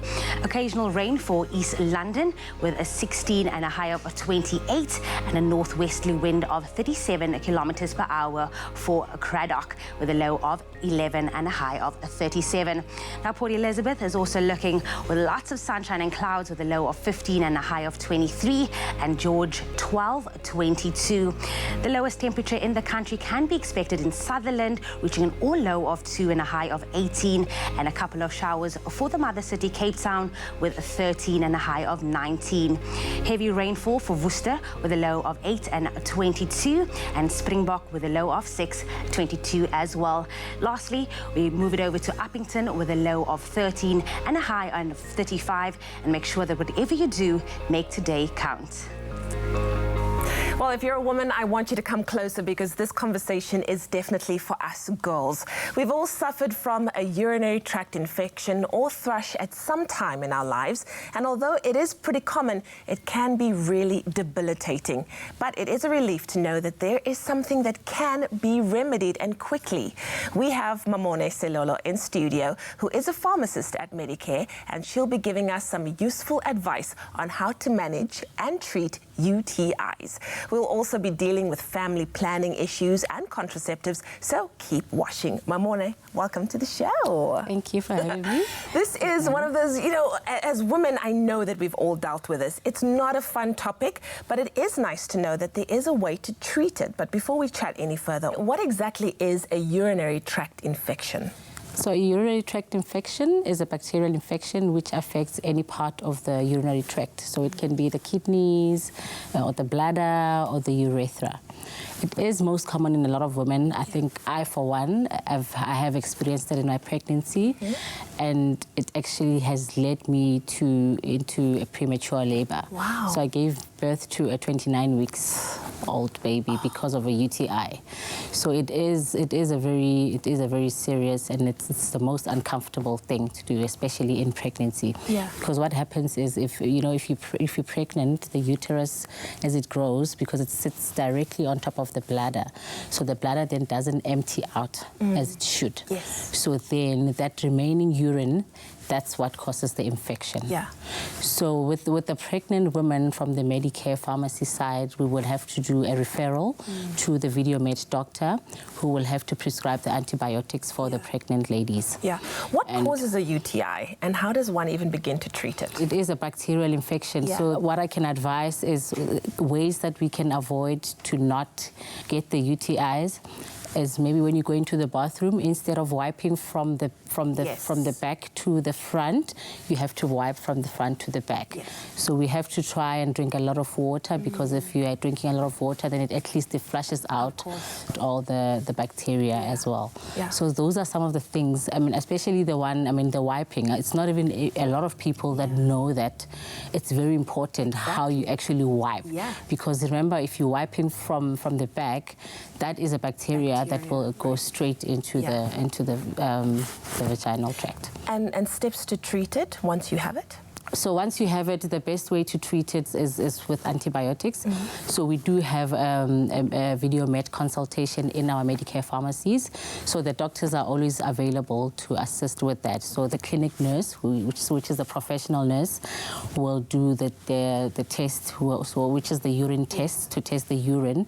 So we can give you like the cranberry tablets or your citrus sodas. Those are the kind of front shop things that we can advise to give, because those help with the prevention or the treatment of the urinary tract infections. Yeah.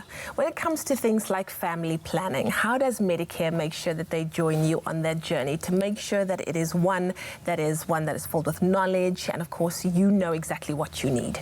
Okay, so with the family planning, because most of the family planning, the contraceptives, it's scheduled medication. Yes. So obviously the member will come in and we will do a referral to the professional nurse as the procedure. So the nurse will do a few checks, because there is factors that affect, the type of contraceptive. So it's not every woman that gets the same or reacts the same to the contraceptives. So there's different kinds. I mean, there's the oral contraceptives, there's the patch, there's the IUDs. So there's all the different kinds, which the sister will do checks like the BMI, they will do a pregnancy test, maybe if it's the first time. So they look at even the age, because like the women that are over 35, if you're smoking, the lifestyle habits and stuff. So those are the factors that they will consider in the clinic that the Medicare obviously offers.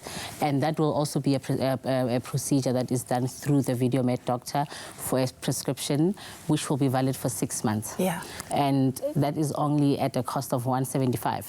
Yeah, so basically Medicare is with you every step of the way. So Medicare is a one-stop shop. You literally go in and you get the pharmacist who will do a referral to the professional nurse she is very well equipped to do all the examinations that are necessary, and the video med doctor is immediately available to assist with the prescription. So wow, it's like having all the experts on speed dial. It's like having everyone in one circle. Yeah. And I mean, there's also the front shop element of it, where you get the healthcare professionals in the front shop that are also there to assist. Sure, I can feel the entire country just have a sigh of relief at knowing that service is available. Well, there you go, to all the ladies out there. You can know that Medicare is your one-stop shop for all of your healthcare needs, from family planning to urinary tract infections. Medicare's family and professional staff are there to help and advise you on all your personal hygiene and wellness matters.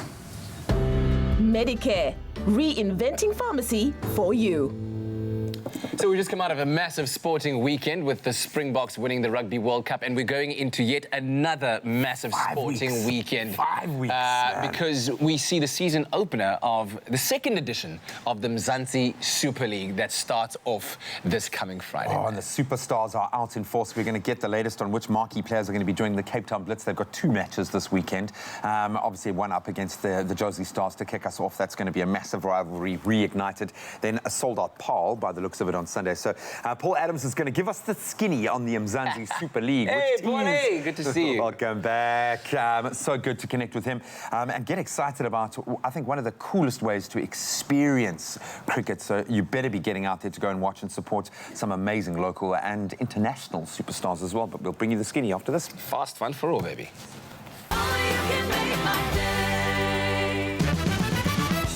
This is it. After weeks of grueling challenges and intense boardroom deliberations, it all comes down to this. Only 3 of the top 5 will win the opportunity of a lifetime when they are declared the winners of the next brand ambassador. Tune in to see the judges' final verdict and find out who will be victorious. Don't miss the grand finale on Thursday, 7th November at 7:30 p.m. on SABC3.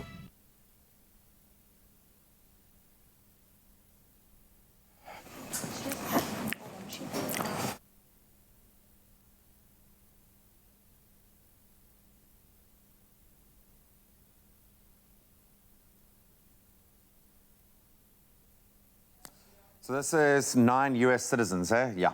Cool.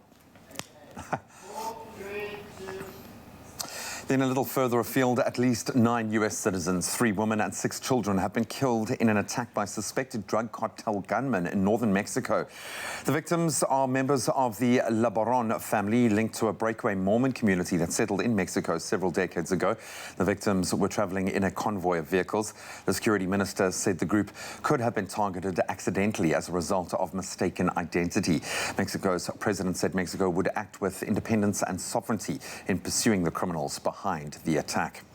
And finally, excitement is building at Huxkienpan near Uppington in the Northern Cape, where preparations are in full swing for the Bloodhound supersonic car's attempt to break the land speed record of 1,600 kilometers per hour next year. Yesterday, a Bloodhound came close to its expected high speed testing of 800 kilometers an hour. However, the car sustained some minor damage and engineers had to step in. Owner of the Bloodhound, Ian Warhurst, says engineers are constantly analysing data from the car to determine whether it's safe to go to the next level, to keep going faster. He once again had high praise for the Northern Cape and the 300 people who kept the track clear for nearly 10 years, making it the best racing surface in history for straight line racing. And on that note is where we wrap up our global headlines for now.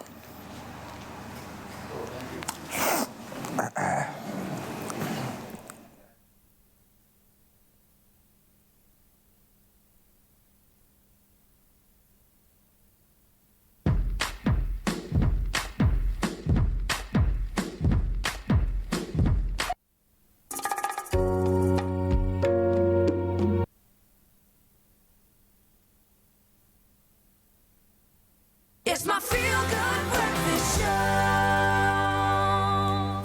Welcome back. You're live with Expresso. Time to update your timelines. Why? Because the Mzansi Super League is here this Friday. It's all systems go for the second edition of the Mzansi Super League, when the defending champions, the Jozi Stars, will take on the Cape Town Blitz at the Wanderers Stadium.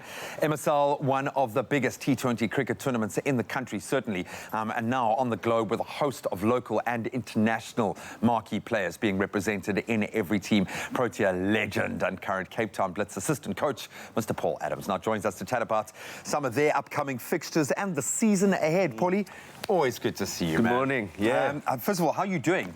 Busy year, man. Yeah, summer's here, cricket's here. So, yeah, I've been travelling up and down a bit with a few games with the Western Province side. But MSL has rolled into town and got to put on the Cape Town Blitz gear. And reconnect with a lot of mates as well, which is great. When we look at just the coaching setup at the Blitz, you guys are set. This is the perfect balance.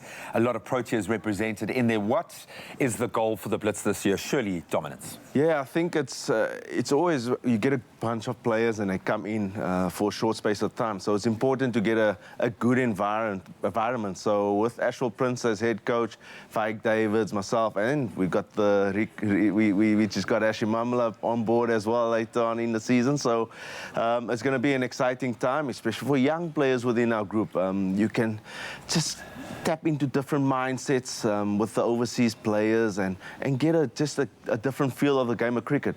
We all don't know the right or wrong answers, but we can explore different ways of playing the game. For ages, you always seem to be the youngest player in the team. How important is it for young players to get that field time, to get that crease time with the legends, someone like a Hash? Even when you look at those that have become seniors now, the Quinton de Koks of the world, who they themselves would have relied on a Hash, get that experience. To be comfortable in their own skin, in them and being themselves. Because sometimes you get in that environment, you think you need to be a completely different person.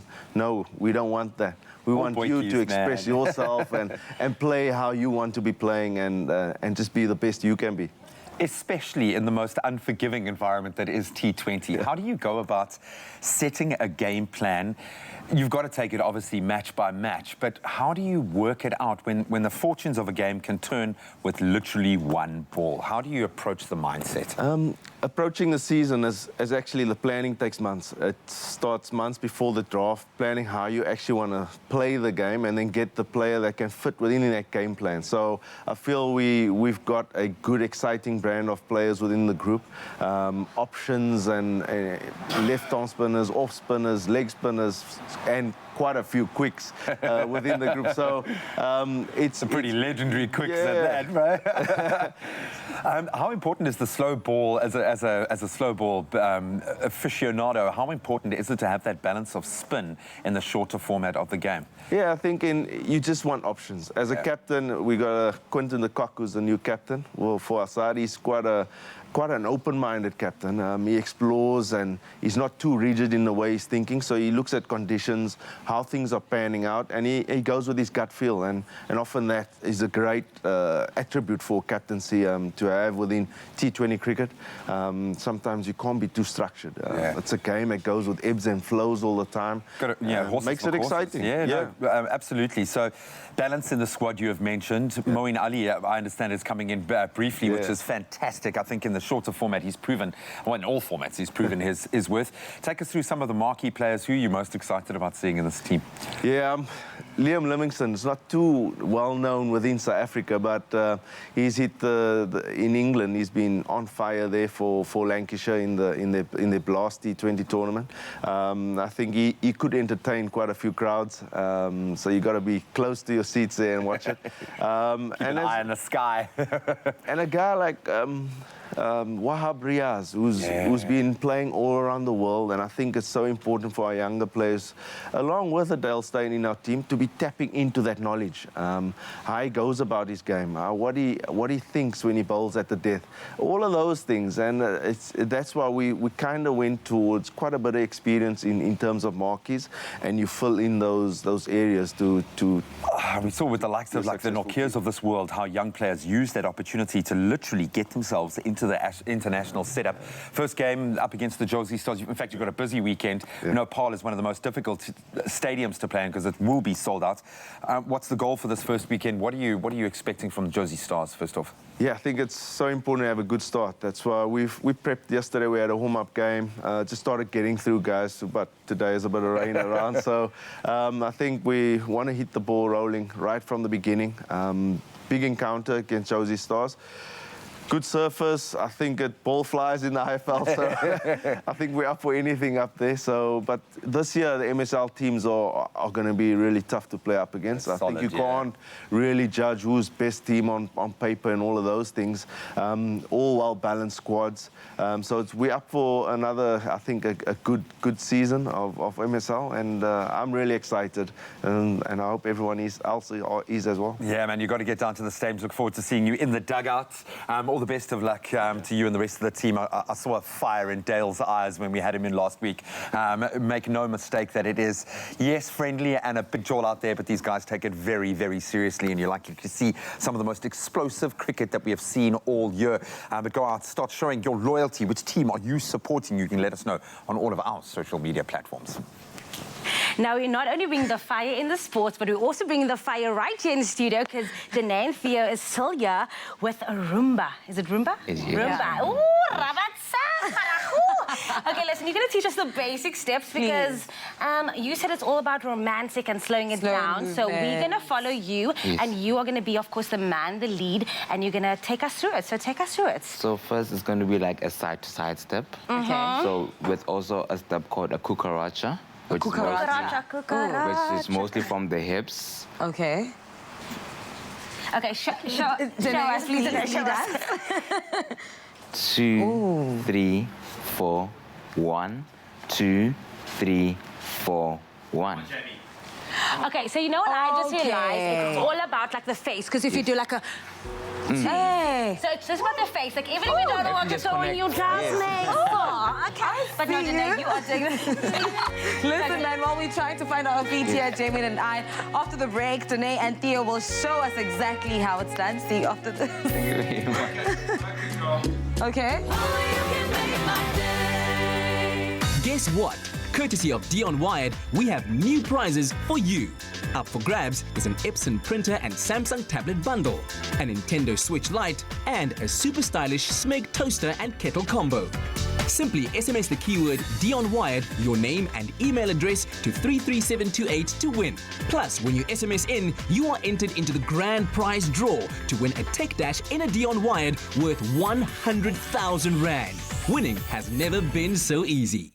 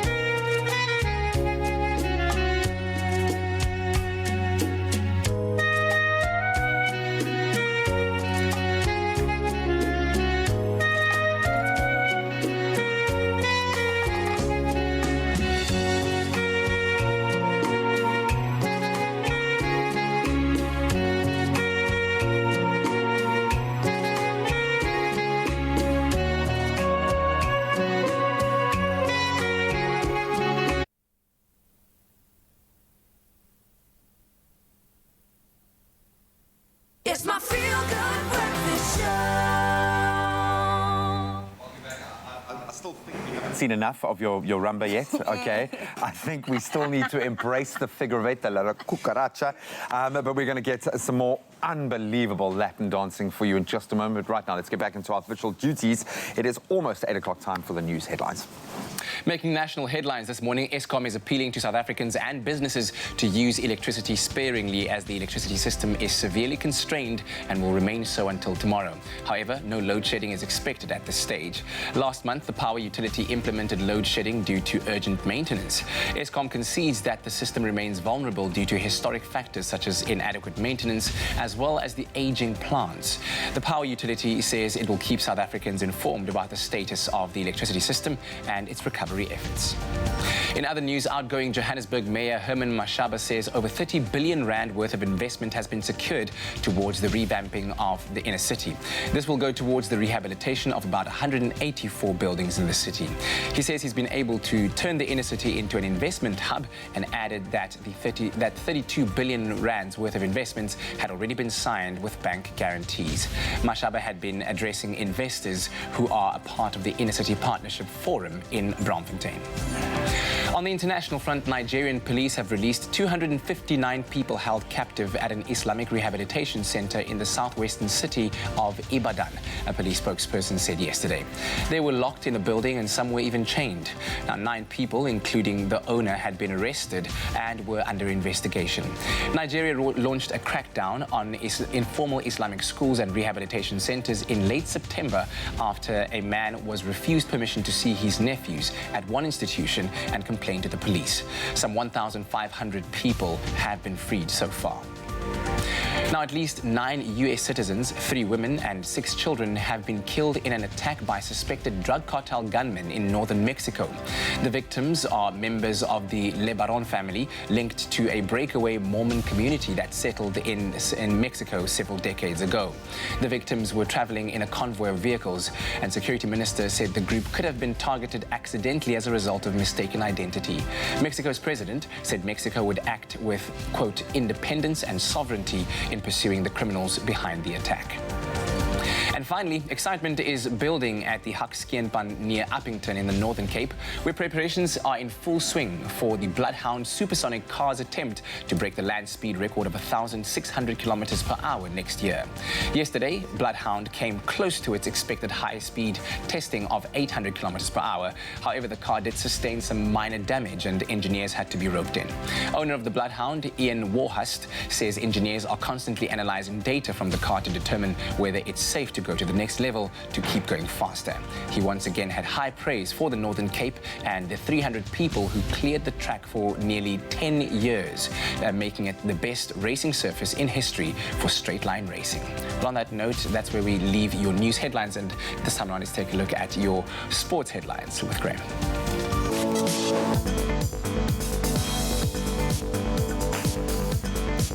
Let's kick it off with the Springboks and receiving an incredible welcome at OR Tambo International Airport yesterday after winning, of course, the 2019 Rugby World Cup in Japan on Saturday. Thousands of South African fans dressed in green and gold waited in anticipation for Sekalisi and his team to arrive. So the Boks will now embark on a Champions Tour throughout the country, starting in Gauteng tomorrow and ending in Cape Town on Monday. And staying with rugby, the Rugby World Cup winners, Makazola Mapimpi, Tendai Beast Mtwararira, Lucanio Am and Herschel Yankees have all been included in the Barbarian squad for their international matches taking place later this month. This will be the third time Beast will don the black and white jersey, while it'll be a first for the rest of the players. And former Springbok fly-half Morne Steyn has also been included in the squad. The Barbarians will take on Fiji in their opening fixture at Twickenham on the 16th of this month. And on to football, our Tuesday night PSL action saw Bloemfontein Celtic claim a 3-1 win over Highlands Park, while Orlando Pirates were held against Maritzburg United, and SuperSport United and Golden Arrows played out to a goalless draw at the Mbombela Stadium. The Celtics win sees them move to 9th on the league standings, while the Buccaneers move. And champions Liverpool, they beat Belgian club Genk 2-1 at Anfield in the UEFA Champions League last night. This was Liverpool's third straight win in the tournament after losing their opening fixture. And in the other match, Dutch side Ajax, they narrowed their chances of winning against the Blues after both of their centre-backs were sent off within a minute. That's a wrap of your sport for this morning. Let's see how the competition out in the roads is looking.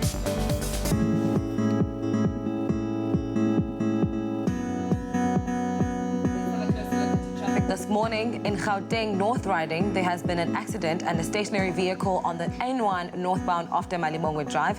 The emergency lane is blocked. Please approach with caution. In the Western Cape, Ndabeni on the M5 northbound, there is congestion between Klip Road and Berkeley Road.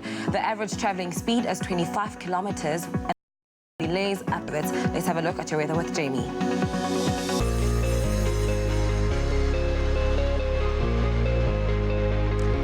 Thank you so much, Kutle, for that update. Now, we've asked you to send in your sunrise pictures, and thank you so much to Donald Chopene for your sunrise from Lesotho. Of the countries looking at, we have Polokwane with a low of 17 and a high of 32. A lot of sunshine can be expected, and high humidity for Mbombela with a low of 17 and a high of 35.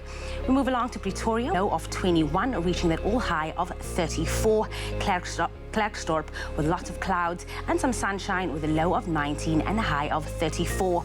Kimberley reaching that all low of 16 and a high of 34. And light drizzle can be expected for Bloemfontein with a low of 14 and a high of 32.